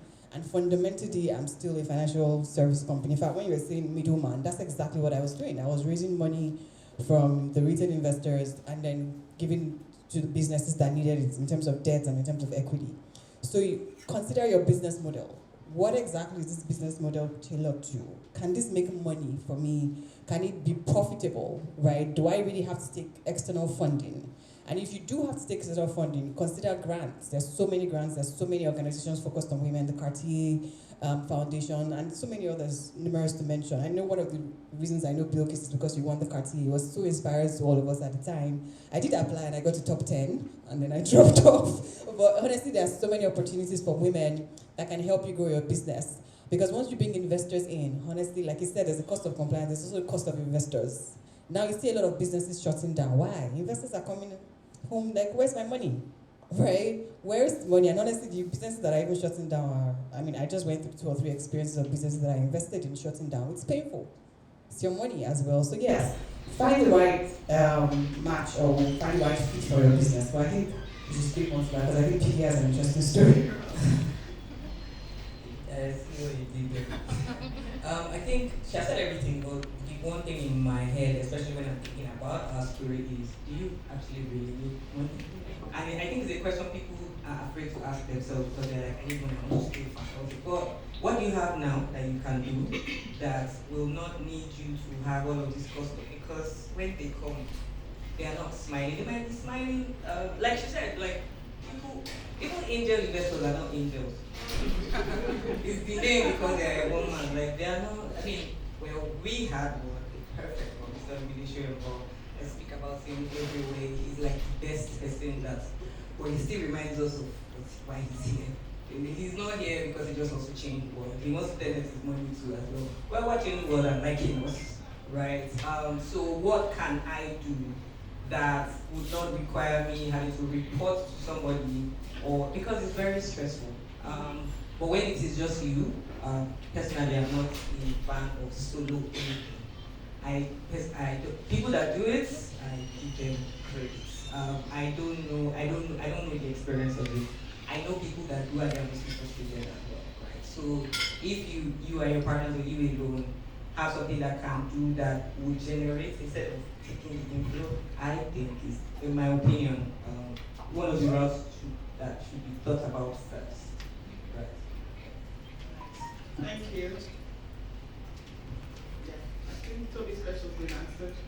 In addition to that, there are lots of funding available, but if we don't know what we don't know, right? So there are organizations even outside of Nigeria that want to help, that are interested in Africa for some bizarre reason. They see value in us. So, but we need to be well positioned. We need to have our ducks in a row. Like I think, was it Tommy that said it? You need to make sure that you have traction, that your business is viable before you can invite someone. And one thing she also mentioned is that you don't need to seek investor, right? You need to make sure that you use what you have first. Because the reason is when you invite these people in, I've seen a lot of startups shut down rapidly because the pressure is on. What are you doing? How much have you made? On top of running business, who need that hassle? For me, I'm bootstrapping. I'm only accountable to myself. You get to a point that if you need to really like scale, you need funding. But until I get to that point, I'm not ready because I have issues I'm dealing with, right? I'm trying to run a business, manage team, do the strategy, have meetings with clients, and then someone is there going and telling me where's my money. So friends and family, loans, debts, all of that should be your first option. I do a webinar on this, like, funding options, so that people are well enlightened. A lot of people are falling into the trap of, oh, let's go and raise, because everybody's raising. So I just want to say that it's not the only option that's available. And grants, as we all know, you don't need to pay back. So at the moment, we're running a boot camp in London, like an accelerator. We like that one, don't we? So our local council loved the program and said, you know what, they're going to sponsor 5 people. So they're paying, it's a grant, which is fantastic. I don't have to pay a penny back. So there's loads. And this morning I had a meeting and the lady was like, oh, are you a CIC? CIC is a charity or charitable organization. I said, no, I registered as a limited organization.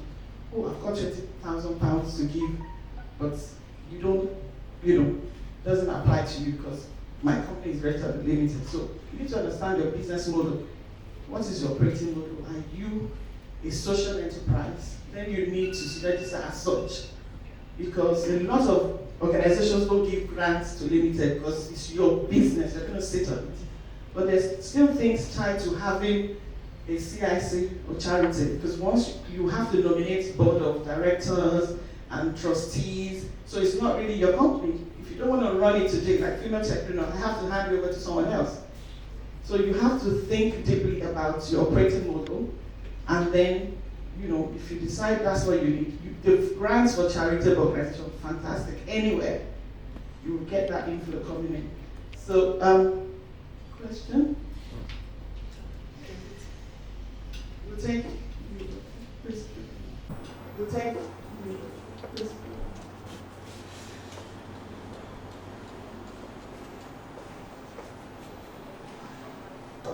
Thank you so much. I think I've been waiting for this exact moment all evening. So if you know that you are at that stage where you need funding, you have sought the route of grants and then you are denied every time, and then you ask questions and okay, what is the criteria you're looking for exactly? And then they don't respond back. I don't know. I think I was very polite in all my emails. I took time out to sit down and really curate how I answered all the questions. And I'm not talking about 1 or 2 or 3 or 4. I believe I run a business that is viable. I believe I've been running this business since 2012. I'm by myself.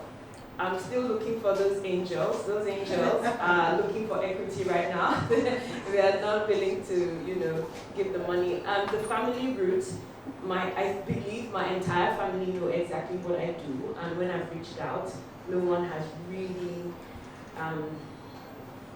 offered. Maybe I haven't hounded enough. I don't know, but I don't think it's really my personality. But I know I'm at that point where I need funding to expand. I want a franchise business. I'll say again, I run a gym and a fitness center. And it's not your conventional gym, because I know the conventional gyms scare women especially. And then we're not purely for how do I put this? For money. No, don't get me wrong, as investors, I want to make money. But we are for a complete woman. We cater to men as well. But then we want to let women know that we understand that you're menopausal, we understand that you're perimenopausal, we understand that you have PCOS, we understand that you have thyroid functions, we understand that you have all these issues that affect your ability to lose weight and get fit and gain your fitness goals. And we have the knowledge to help each individual with those different problems. And our women know, but then how many years? 2012 is 2024, I still have just one outlet. So I know I'm at the stage where I need funding. The angel investor route hasn't necessarily worked. I don't think I've pushed enough, to be honest. The family side, in fact, I'm not even going to bother. So I know I'm at that stage where, and I've tried the different grants, I've even inquired as to why I was denied and what the criteria is and what it is exactly that they're looking for. So my question now is, what is the criteria that investors are looking for? I mean, if you've been in a business profitably since 2012 till now, but you've not been able to scale, obviously there's something I guess I'm not doing right. Again, I'm on my own, and I feel if I have a network, really the reason why I'm here, a network of people that can say, okay, Dolly, you need to try this, Dolly, you need to do this, Dolly, you need to. I think I need that, but moreover, the biggest issue is knowledge. I just need to know exactly what investors are looking for and how I can partner with people. Sorry, that was the experts are here. But from what you said, I think you already even answered the question. Yes. You try to do the things you think you need. I always hack Hercules and Tosionla saying this at the same way they did. They built some great community. And once they did that, all they in quotes need, because I know they need more, but the thing they needed for that next stage, for them to get to be visible to the people that can drop the big cash, they got it from their community. I think, in my opinion, and then these experts will tell you more. And no, I'm just being very honest. I think you should really consider that community route. You really have, from the passion is very clear. It's almost like, I want to solve this problem. You guys see me, I can do it. And I think you should speak to like-minded people and people that have the problems as well. if everybody comes, the power of community, you cannot. It's one of the reasons why religions is very successful in this country and Africa as well. Everybody has that same mindset, and they're going to drop anything, no matter how small, no matter how big. If you look at it in that way, I'm trying to change the world. And you keep saying, it's not like I'm trying to make money. That's one of the reasons why the people that need to 10x might not listen to you, because you are not passionate about the money side. And you don't sound like it. Right? So I can imagine if I, for example, and then who are the angels you're targeting? I think target the angels that have the same problem. Want somebody that has all of these things and has $1 million that she's not using, she'll give you. I'm telling you, she's going to give you that money. So I will let them speak the jargon. $1 million that she's not using. The keyword. Well, honestly, I mean, as I was listening to you, I was like, oh my God, this is exactly what I need in my life right now. So that's because I've just been on this health journey, trying to figure out how much muscle density I should have, trying to figure out, and it's such a big need that a lot of women don't even realize. And I think it's a very great opportunity. But hello, we need more female investors. We need more female investors that will get up and say, you know what, we like this, we're going to put money behind this, we're going to invest in this. So exactly what she said, you need people that understand the business you're building. Now, as you were speaking, I totally got it. I mean, I sit down in front of YouTube and I watch videos every day, learning about blood sugar, cholesterol, everything, just trying to understand health. So I know, I mean, I'm trying to figure out where I can do like a whole full body workout kind of thing, and so I really get it. So now, how do we match the business and the story to finding funding? Now, there are so many ways. Now, you said you've gone the angel investor route. You've considered grants. I feel that there's still opportunities there, especially if you find funds that are quite focused on what, and sometimes it's the way you tell your story. So, for instance, are you saying I run a fitness company? How about a wellness company? How about can't you go into the health space? It's wellness, right? How about thinking about a different way to tell the story that matches what investors are looking out for? You'll be amazed about what you can really get into if you figure out how to tell the story properly, right? So that's one. And then, I've forgotten what I was going to say now.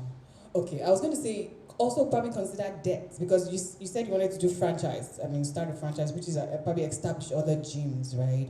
You might also consider some debt models, some convertible models. So I don't really know your numbers. So your numbers will determine what you can do in terms of how you can structure either some debt or equity or all of that. So in addition to everything she said, I would say you should consider all of those things. But honestly, I think there's a huge need. And maybe you should also consider education as a core pillar, right? To also drive a lot of awareness, bring people into it. A subscription model will be perfect for you, by the way. So, yeah. And I think in the community, I personally, I think like with that community, with the education as well, and then I think you should sit down with someone to teach you how to tell your story. Exactly. You might not need to raise money if your community and all of that kind of. 1,000 women paying you 10,000 naira every month. That's $1 million naira. Oh, no, how much was that? 10 million naira cash flow.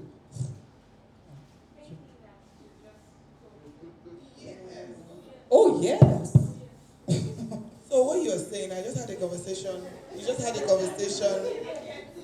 So Dolly, I think you're missing out on a lot. Yeah. There's even corporate as well. Corporate partnerships. My God. I just wanted to add, during COVID, that's what everyone was doing, just looking for who to talk to them, just paying for one subscription or the other, because everyone was home. Everyone was going mad. You know how it was. COVID, well, of course, for us in the UK and all of that, it was really difficult. Yes. Honestly, exactly. when I walked into the room, I noticed you. Why? Because you're toned. You're my ideal body. That's what I want to be like. So honestly, I think you have a lot to teach people about so many things. And you can also partner with some health companies. There are a lot of health companies that do all these health fairs. Partner with them. There's so many things you can do.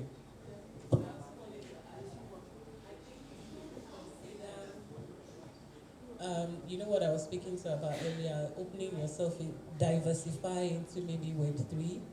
There are people who are paid to do classes in virtual reality. Okay, so, and I know that there are lots of people that make a lot of money and get a lot of grants as well for VR, either wellness programs or exercise programs. So sometimes you might be looking to VCs, but in a different sphere. So maybe you need to look towards VCs that are looking toward Web3, augmented reality, virtual reality. That's also an option for you. So if you diversify and have different options, you can try them out, and one of them might be different, and then you start earning in dollars, which is not Exactly. bad. And you don't need all of the capital buildings and all of those and machines. She's going to create a course. So I just wanted to. The boss is talking now, everybody. I wanted to calm just down. add to what they said. And very great points, and I hope you really take it. It's like free consulting. So the first point about, the point she made about you can talk to people and they'll pay you, and you were like, talk to people. It's not just talk to people. It is help them solve a problem. So all of them have a problem. So if you take time, do some market research, understand what these women are really going through, and then if you design a solution, they will pay for that solution. This is what I'm saying. So, and there are women willing to pay. This thing you're doing is not new. There are people that are already doing it. So if you look for those examples, for instance, they can help you to strengthen your belief while you do the market research and while you start this thing. In a lot of ways, I think it's very exciting. You're innovating, you're creating. So look at it as an exciting journey. You'll see some things on the road, but you're all right. The second one is if you decide to go the debt financing route or even community financing route, you always have to give people an offer that they cannot refuse. So if you're saying that I've been looking for funding since 2012, I couldn't get funding, I'm telling you, you haven't packaged the offer. Like when you finish talking, people should be like, where's my money? Take my money. Do you understand? And so it's always remember that there's competition for money. They don't give it, like people, even if people have money, they don't do, even if somebody has $1 million, they're not doing anything with it. There are several options of how they can invest their money. So you have a good story, which is that you're doing wellness, but then even the person who is passionate about wellness still needs an offer that they can't refuse. So if you sit down with the finance people, do the numbers very well, tell a good story, and then still when you're presenting that thing offer to them, they should still see how they are going to get their money back and get more.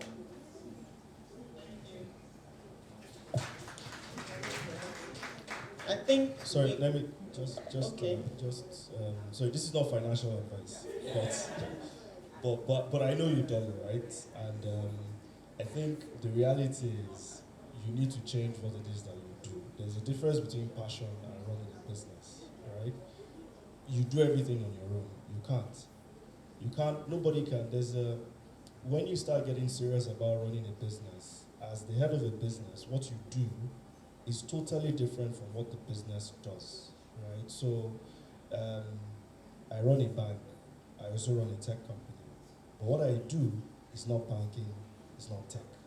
What I do is more or less relationship management. That's it. So I'm spending all my time talking to people about, oh, you have this money, what do you want to do with it, right? Oh yeah, come. Immediately say yes. I just throw them to somebody else. The person continues, right? So today, when you go and meet Tommy, that how far with money, who's going to be running the gym, right? Who's going to be doing all these things you're talking about? You need to have a structure for that, right? And in my experience with a lot of businesses that we've financed, right? And it's even how one of the things that we were talking about changing. I mean, we gave someone a ton of money, and everything went bad. And we went back and looked and said, you don't have finance function. You don't have accountant. So who was doing all of these things? Oh, no, I was blah, blah, blah. You can't, right? So when you start talking about structuring a business, whether you're thinking about looking for credit or you're looking for investors, and I like what Boki said at some point, right? Competence is good. So you must be able to talk about these things, right? So do you have a sense of what your profit margin is today? So if you take out the cost of debt to expand, wouldn't it work? So those are the kind of things, I mean, and I'm not trying to put you on the spot, right? But those are the kind of things you need to start thinking about because, and I like what everybody here has said. I feel like we're all on the panel, right? But I actually like what everybody has. Perfect opportunity to build this community, cult following, you get that. So you can do that, and you find out that half the time what you're going to be doing is managing that cult, not really.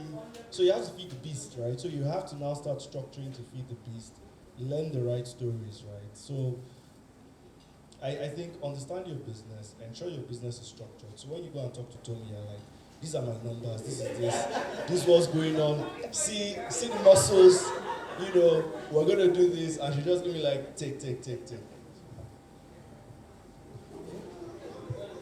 Thank you, Becca. Thank you, everyone that have contributed. I think, you know, if you were to go home today now, you know that you had at least 6 consultants, you know, nailing, it's called mastermind, actually tackling your issue and giving you answers. So I think this meeting is very, very important, and you have a community here that, you know, if people opt into the WhatsApp group, that it doesn't have to end today. You know, you might need maybe staff consultancy. Of course, you know, they do charge for their services. You never can tell, to help you structure that package. You know, like everyone said, know your SWOTs, your strengths and weaknesses. So in what area do you need to outsource and get specialists to help you? Maybe it's finance or whatever. Because if you're looking to scale, you too have to have the skin in the game, you know. So I think we flogged that to death. We've been talking about businesses. Okay, we'll take that, because I have a feeling some people are on the career path as well. Sorry, we'll take your question now.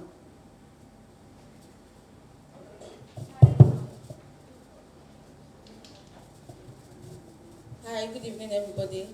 I am Dara Simi. I'm a law graduate from OAU. And I am currently serving in Lagos here at a law firm. Also, on the flip side, I'm an HR I work remotely as HR for a tech startup. So now my question is directed to you, Madam Tomi. You mentioned that it's a different thing to hire developers, and also it is good to know the tech in depthly. So most times when we are having our remote meetings, you know, as the HR, because I actually onboard talent too on it's part of my work. So I really do not understand some tech jargons they talk about. The back end will come, they will talk, okay, we have to do this, we have to do that. The mobile team will come, Dara, do a follow-up. The front end, yes, they will come, the design, the Figma. I'm lost. I don't know what to do. So most times I'm always using the Notion app to arrange, okay, I need to do this, I need that. Sometimes I make voice notes myself personally. That, okay, I need to read this, I need to ask this question, I don't know what to do. So recently I've been looking for some certifications that I can do, maybe to have an idea entirely of what exactly they are doing. But I'm trying, you know, at least, Dara, well done, this is good, this is good. But most times I'm lost. I watch YouTube videos to just keep updated that, okay, what's going on. When those guys mention, oh, I have to deploy some things, I don't understand. Especially the DevOps engineer. They be like, oh, Dara, we need to deploy this to the iOS because we are building a product. So, I don't understand. So how do I go about this? Do I need to have a certification or the likes? That's just it. So you've already started, right? Anytime you hear something funny, you either ask the person, and if you don't want to be in that position to ask, you note it and learn it later. That's the only way. You keep on building. You're on the right path. There's no special magic. There's nothing. You just have to keep learning. I have a friend, I call him my tech bro. We attend the same gym. When I hear, I'll be like, okay, what are they saying? And he'll tell me, sometimes I Google, sometimes I ask a friend, Billy Kids, I'll ask, I say, what are the people saying? But by the time I'm talking to the person, man, I'm on point.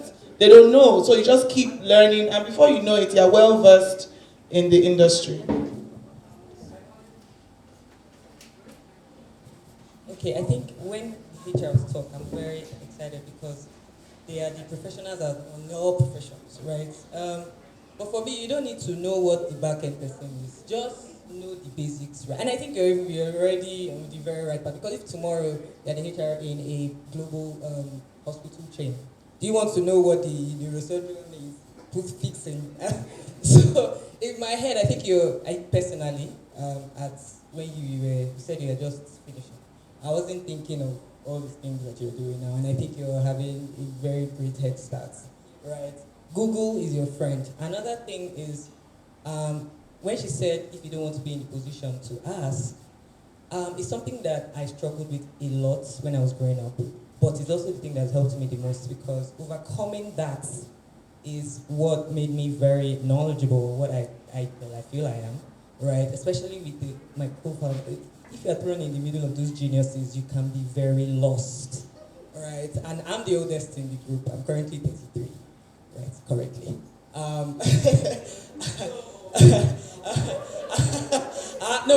Now imagine I being the oldest in the group, and you're talking to people, and they're saying things, and it's flying over my head. And I started to notice that imposter syndrome, that thing can drag you down. It's shame that is don't want you to ask. Sorry, what do you mean? Like, so funny story, right? You know when you're 7, 9, 150 something, you now start hearing people and their different cultures. So this fraud guy, we hired a nice guy, and he started to use a lot of abbreviations, EST, VA. I'm like, bro, sorry, and nobody's asking any question because we're all texting each other. Please, what's this guy saying? I'm like, okay, Oluwasegun, my G. I mean, and we were very, how will I put it, shocked, because he was coming from a fintech. So we thought, we all just say everything. You don't need to form. I'm knowledge genius. I'm like, okay, so chef, please don't be annoyed.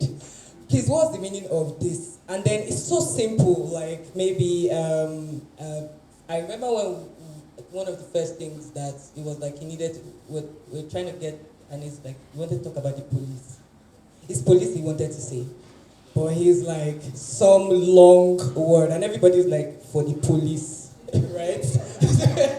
Do you get what I mean, right? So it's like, don't be ashamed to ask, and then, I mean, there is the part of not being a nuisance, right? But there is, you guys have spoken about all of these things. Can somebody please just give me a summary of what this means, or what does that mean? Or what do you expect that I know of this thing, right? And then you're very passionate, but you are in a, which would probably address the career question as well. You're in a career that needs to be very generic. So you can't waste your time being too knowledgeable in one area. If tomorrow you go to the UK or you go to the US and you're working with carpenters, right? So what? Oh, Ibadan, sorry. Right, and you're working with, some other knowledge, right? I think you're in the right part of knowing to be a generalist. That's what you just need to be doing, and hone that general. So that when a doctor is talking, you can talk. When an engineer is talking, you can talk. When a medical person is, did you understand what I'm saying?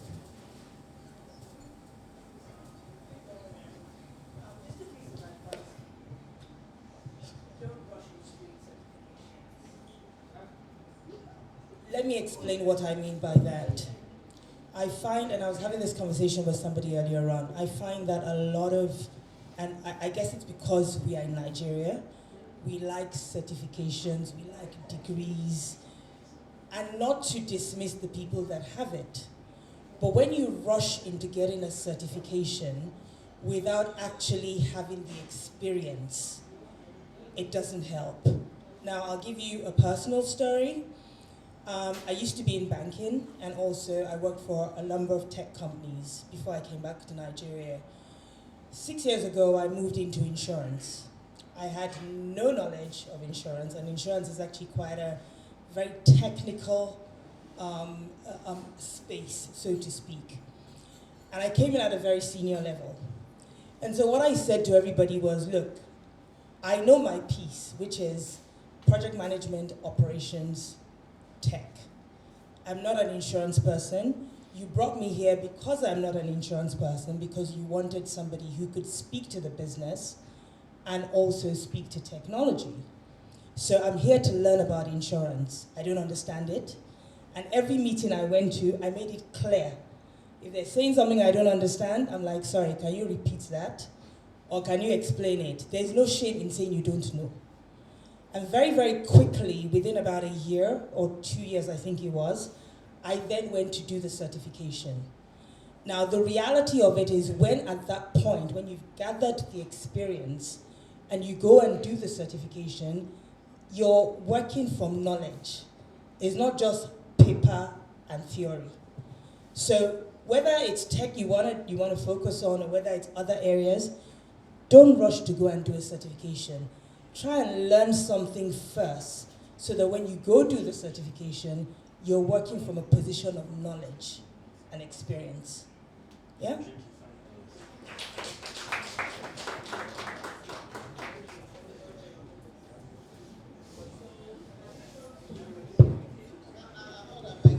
Hello? You guys are not using it. I'm sorry. Oh, that's a slap. So one thing I want to add to that is build a glossary of terms. You will encounter these words again. So start building your own collateral, and it might help somebody else. So as you start to encounter anything that's weird or strange, and you've spent your time checking it on Google, just start building. Because sometimes when I contract and I get new jobs, because I'm a senior business analyst, right? And it's industry agnostic, so I could be fintech, I could be beauty, I could be anywhere. But you learn, you start to collate all those new words that are strange to your own industry. And I think HR generalist, you might find yourself in any organization. So that would help you as well. And I don't think you should niche down to tech right now, but for me, what I can see for you is that you have flair for it. For you to even be worrying about it that much. So maybe you may want to do a rate check and see where it's taking you. Because I used to be an SAP HR consultant, which means I'm building SAP application systems. So you never can tell. You can transition from being a generic HR person to understanding a particular system and consulting for global organization because they use all those ERP applications. Okay? No worries. Okay, I think our time is fast spent. We haven't heard from this corner at all. You've been really, really patient listening to us. So, exactly. So, any volunteer, you've been volunteered, right? So, how has today been for you? Or do you have a question? So, freestyle. Hello everyone, my name is Sheila. Well, today has been interesting. Sorry? Oh, hi. Today has been good. It's been really good. What do I do? Oh, so, jack of all trades. So, I'm a project manager and I also do consulting. So sorry, I didn't remember your name. That owns the gym. Yes, hi. So I've worked with an NGO before and I also manage some of their grants. So when you explained what you did and why they rejected you, I don't know why they did, but there's so many reasons. You know, sometimes when we look at grants, okay, should we accept this grant? It's almost like, you know, when you have to be specific in what you want. So it depends on how your plan is. You know, like you said, what's your SWOT analysis? What's your niche? Do you have a scope? What's your business plan? So if I'm looking at some companies to give grants to under like $10,000, those ones are easy. They're easier to get.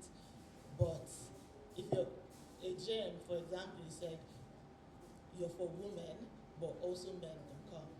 So it's a bit confusing. So the only thing I would say is maybe you need to work on your plan. Maybe after we talk and I'll explain like how we do our grants and how we did it before and that kind of stuff. But I think in general this was nice. It was good to hear everyone's opinion, what to do, especially the tech.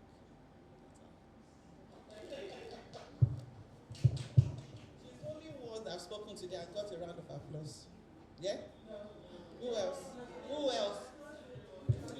Please clap for her again, Jerry. So we covered here now. We covered here. Over there, that corner.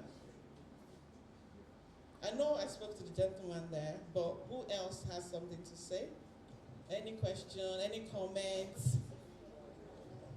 Oh, the lady in white. You've asked the question. Do you have another one? Okay, go on.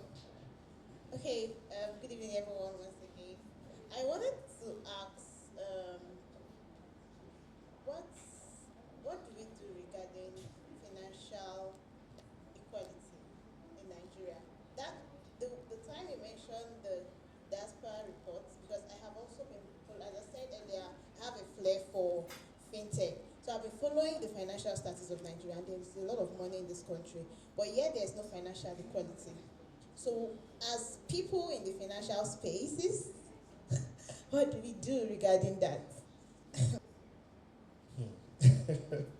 So the thing about financial equality, I find that means different things to different people, right?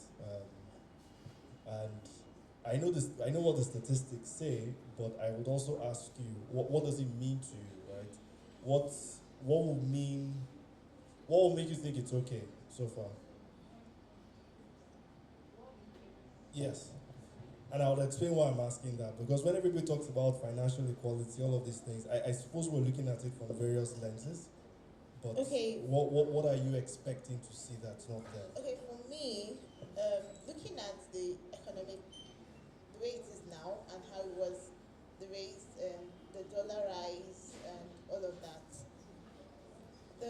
should I say, people that used to live well on, let's say, a salary of 300,000 last year can't really say that for this year. So there's this imbalance. There's been a shift in that. But now the truth is, if we are waiting for the government, we won't do anything. So now that we and the non-government, that's who we are, what do we do to bring this balance? What do we do to bring this equality? How can we help? Okay, so it's not from a gender perspective, it's generally. Okay, so I mean, to be honest, it's what we're doing today, right? I believe a lot of people in this room, perhaps a larger majority, are business owners or work in some business with plans, for their own businesses. I think that's what it is, because at the end of the day, you need to generate value to earn value, and that then takes you that then makes you equal. Let's put it that way, or more than equal rather than less than equal at the end of the day. One thing I don't think we do a lot of is influence policy, right? There's quite a lot from a policy perspective that can actually change things, right? I was speaking to someone who's working on something to formalize factoring, for example, in the market, right? Once those kind of things are done, it changes the game, right? There's a lot around device financing. There are no formal structures for device financing, but when you have formal structures that enable credits, it can actually catalyze a lot. So I think there's a lot going on that at least I'm aware of. The rest, I think, is, start a business, right? Be like Dolly. Try and figure out how to raise money. Find these angels. Grow your business, and, it would. In growing your business, you hire more people. Those people learn. They leave you. They go set up their own businesses. That's how things work. So the question is, how do we accelerate that? I think if I want to, I'll answer from an individual perspective and then from a gender perspective as well. As an individual, I think the only way right now is really, like you said, we cannot wait for our leaders now. And then it's more of myself, how can I increase my net worth? So how can I earn more? And again, earning, like you said, you have to create value to get value. So what am I upskilling in myself that can make me live in Naira and earn in other currencies that are palatable to life and destiny, because Naira is not. Right? So yeah, from an individual perspective, how can I scale myself?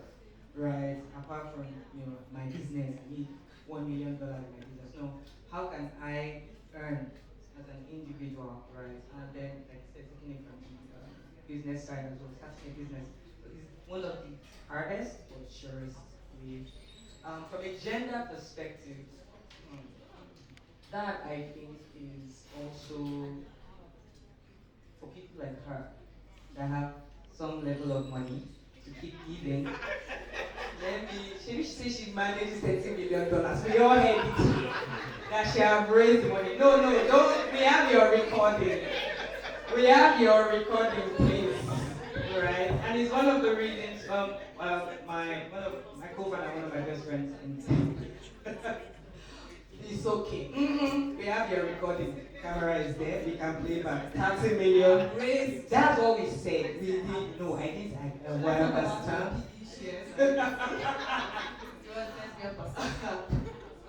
When you, it's one of the reasons why my co-founder, one of my best friends, like John runs First Check as well. It's very similar to women-led businesses as well. I think that from a gender perspective, she said it earlier, we're underrepresented.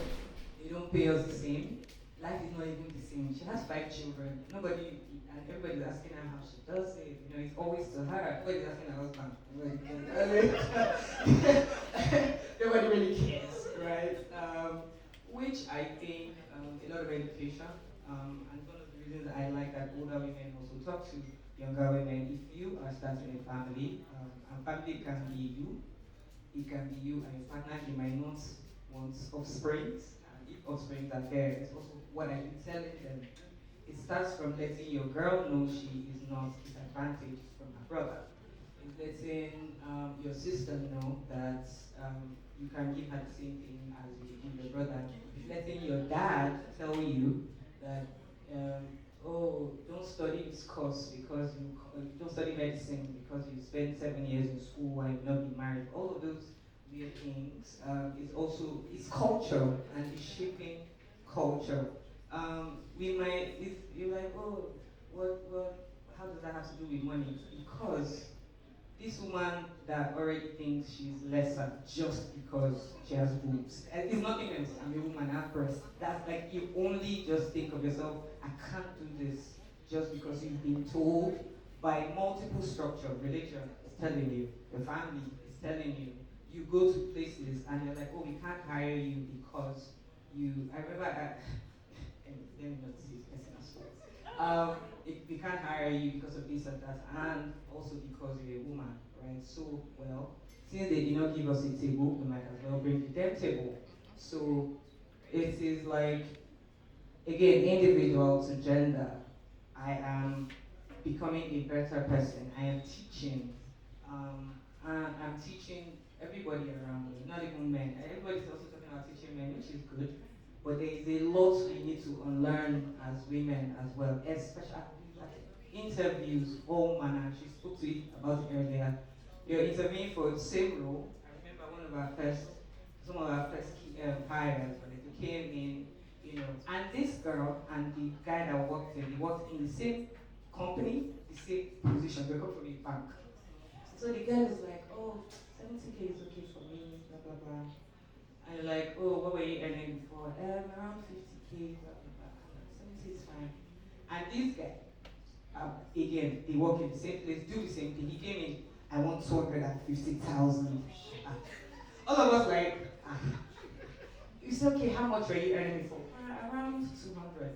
So he lied with his chest very well. I don't support lying.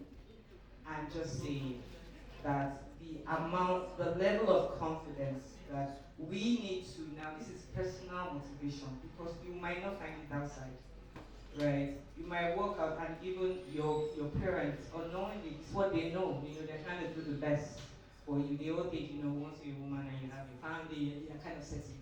But we've seen it, right? With a lot of families, women are there's still that innate desire to be somebody more, right? So I think again, from an individual perspective and from a gender perspective.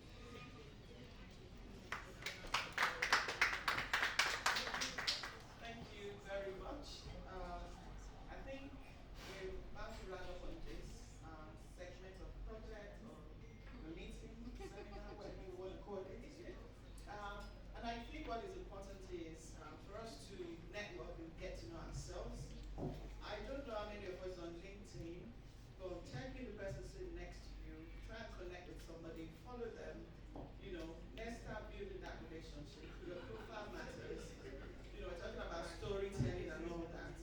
People actually, they love social groups, right? Before they buy from you or do anything, they quickly LinkedIn, Instagram, they'll set you up. So if you're not there, you need to build that profile. Some of us want to be incognito. You don't want to show up, but you need to show up as your authentic self, right? So you may be working right now, you think, that might affect my career if I, tell them I'm running a business. Do what works best for you, because I don't want you to put your career in jeopardy. However, you are allowed to have interests, right? You're allowed to have passion. So you can still share things along the line of that business that you're trying to do. Yeah? And start being the voice, a leader in that space. We were sharing, everybody said, you need to build a community. How do you build a community? By being a leader in that space. They're sharing about wellness, by telling people how their life will be better if they connect with you. So let's do that exercise now. Get your phones out, connect with somebody, because if I let you go, you won't do it. So let's do it now. Do it now. Connect with someone online, Instagram. Okay, no worries. Because we're going to have many people that want to see the dynamic section.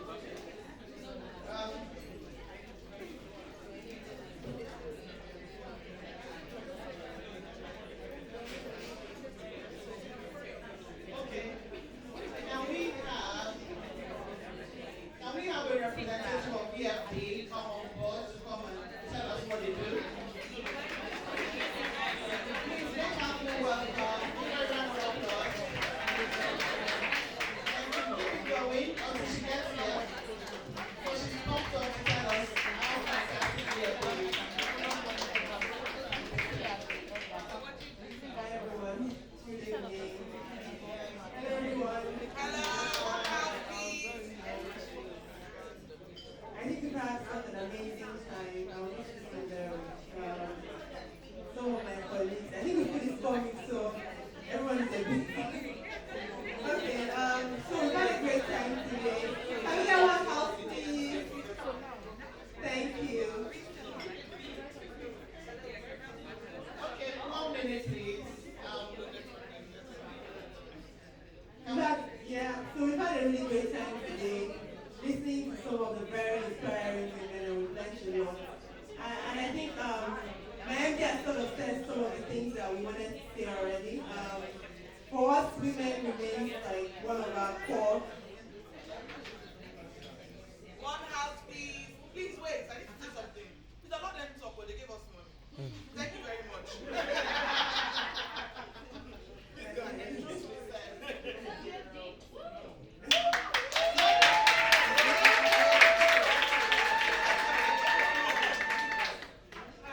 Thank you very much. So, like I was saying that women remain one of the core focus areas for us as a bank. We love women.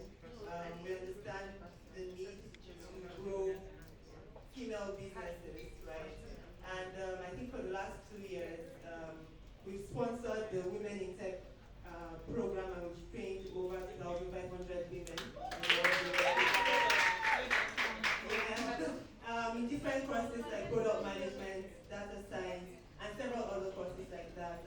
Beyond that, we gave some scholarships to some women in Music Business Academy. We gave scholarships to some women to train them as well. So we were particularly very invested in that sector.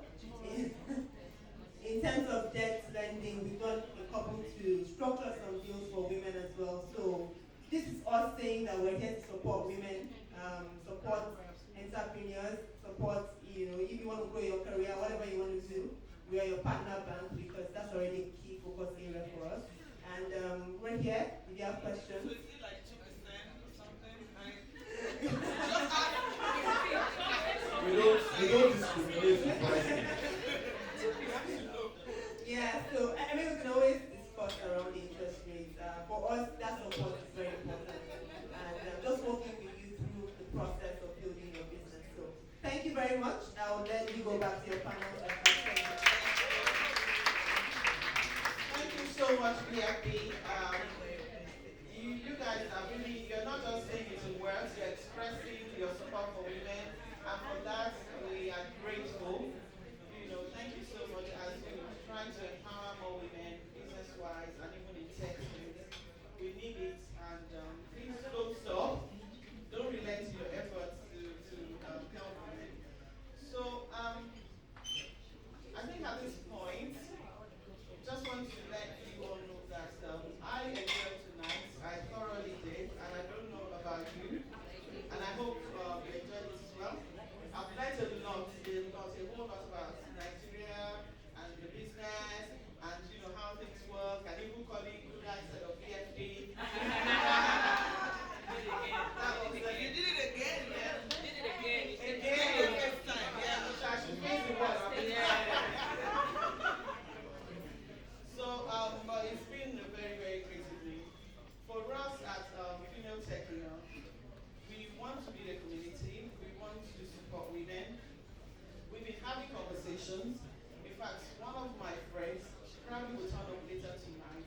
She's been made something, head of philanthropy, whatever, in the vice president office. They're looking to help hubs, right? So there are things happening. You were not here by accident, neither am I. There's a way, I'm a person of faith anyway, so I do apologize if you have a different faith. I'm a Christian, and I believe that God has a purpose for everything in our lives. Everything, me being here today is God. When the idea, when we sow the seed, for it to manifest like this. So the point is that don't take it for granted. You're not here by accident, and you have a purpose, you have a role to play in this day. And for people that probably just sitting there listening passively, I'm sure we have impacted something in you. So take it away and implement one thing that you've learned from tonight. Whether it's when Buki was speaking, or any of us, or even other people commenting, make sure that that seed, you plant it where it's going to germinate and grow. Whether you're thinking of launching a business, or you want to change your career, whatever it is, take that bold step. So we're going to be having programs like master classes, webinars. We are just scratching the surface. We haven't talked about.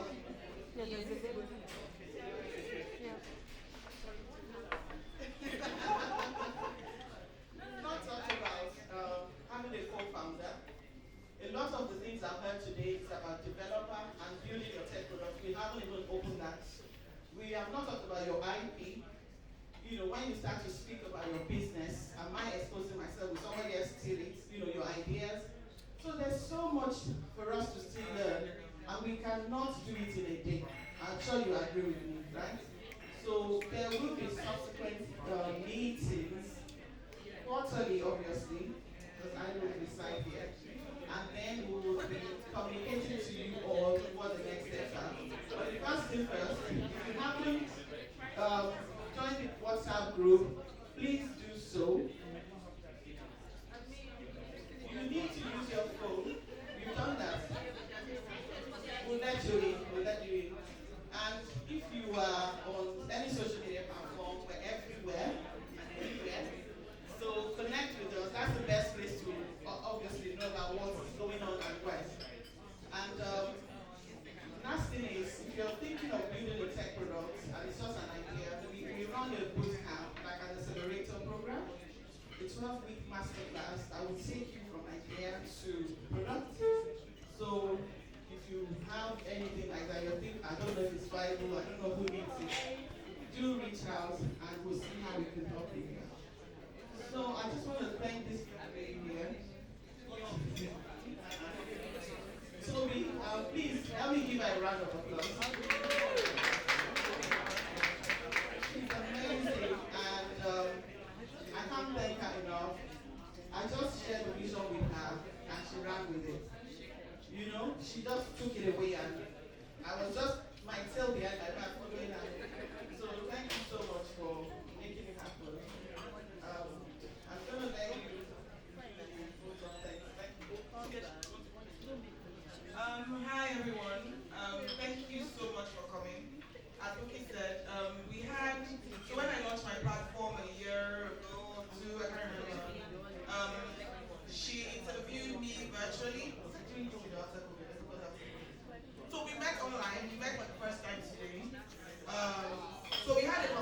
conversation. Yeah, we met for the first time today. So we had a conversation about my platform, blah blah blah. That was good. And after that, I think it's sometime last year, I had another conversation with some women in tech because I believe in community. I'm a community type person. I'm not a loner. I've always had communities in whatever I do, whether it's fitness, food, business, career, whatever it is. So I had a conversation with some women in tech last year. Bilikis was on there, Blessing Apek was on there, Adora was on there. Who else did I miss? It was an interesting conversation that we had on LinkedIn and YouTube. And I got so many emails. Oh my God, you guys have given us the courage to start our business. And I was like, I can't even start. I'm not going to start. I have a platform. I want to push my platform. I have my business. I want to push my business. All those emails made me realize that there was a gap. So when he reached out to me, he was like, please do this thing. People want this thing. People need this. I need it. I've had men and women help me. So we need a positive space where people can grow. And it's not about long stories. So personally, I'm not into stories and sub-stories and all that. Let's get the work done. How can you help? Let's move it on. No time for pity parties, no time for gossip, no time for crap. Let's just get the work done and help each other. And once she came, I said, this is an amazing idea, let's do it. And that's why I ran it, because I felt it was an amazing project. So I want to first of all thank VFD, thank you guys. I didn't even know you guys had training men in tech. I just reached out to Benga and said, Benga, I beg, come and support this. And one of the reasons that I reached out to Benga was because when I started TEPS, I went to see Benga and said, I'm doing this thing. And him being a strategy person, he brought out whiteboard and started writing things. And after I realized, oh my God, what have I gotten myself into? Benga was talking about, you need to do this, do that. That whole whiteboard was full. That day, he doesn't know, I didn't hear half of it. I was just like, oh my God, what am I doing? I was just like, he was very helpful, very supportive. And thank you so much for believing in this. Many more projects are really great. But thank you very much. Thank you for always supporting and just being a great person. Ibuku, we sent you an email, you had never heard of us. My friend Muidi reached out to you because I've seen you were young, you're a co-founder that is doing the work, and not just, you didn't raise money around South Africa, you're doing the work. So thank you for listening to us and thank you for joining us. Tommy, again, when I reached out to Tommy to help me with something, I wasn't close to her or anything, but Steph's friend, I need help me, and she did.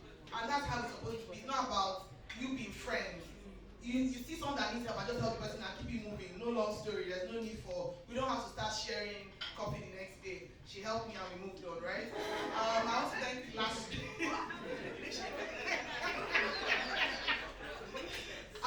Lastra. Bilikis, I think Bilikis is one of the first people that everybody knew in sustainability and tech. We used to see her on all the stages some years ago, hustling recyclers, very seriously, getting grants.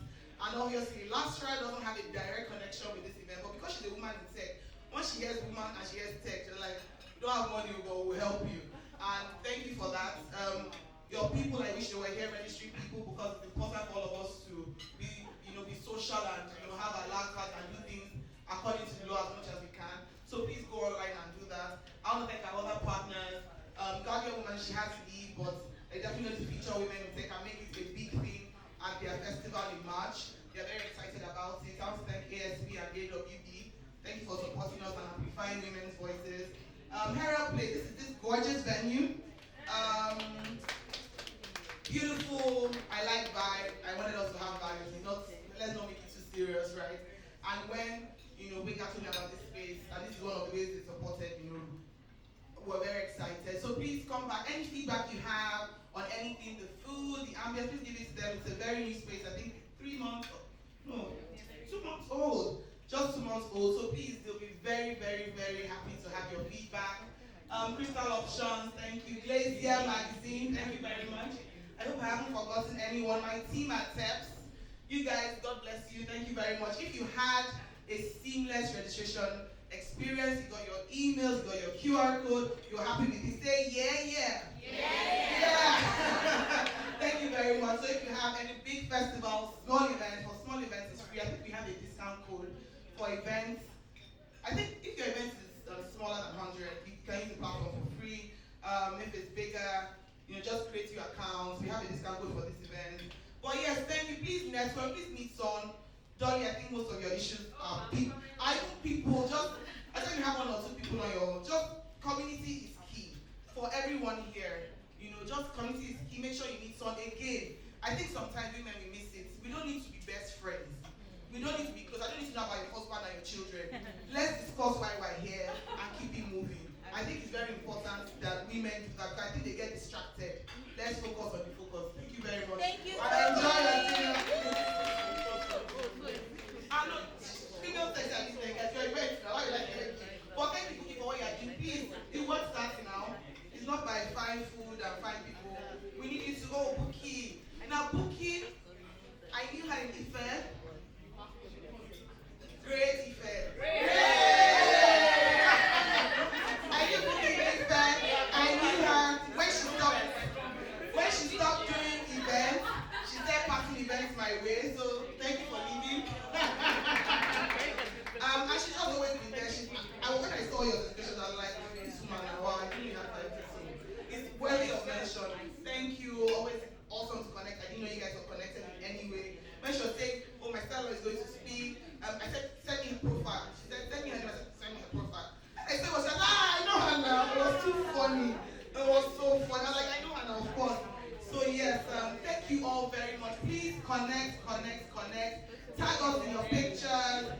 Post anything. We'll have some interviews after. So please, anything about this event or about your journey, please let's record it. Booking, the work starts now. Grant writing, resources, connecting people, the consultants, teachers. Let's make this a massive thing. Let's be a massive movement. Thank you all very, very much. Enjoy!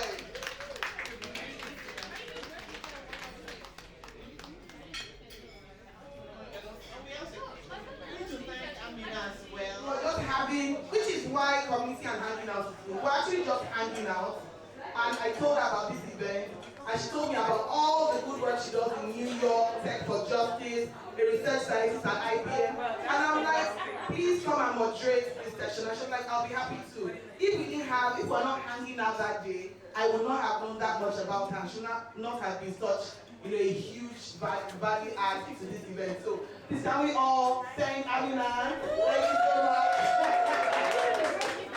I should take it for you. Great event! Great! For her mom. So yeah, thank you all very much. Governance is still there. Please give it up for all our speakers. Tommy Balogun. And Ibuku. Please, have a picture. And Benga, thank you so much. Thank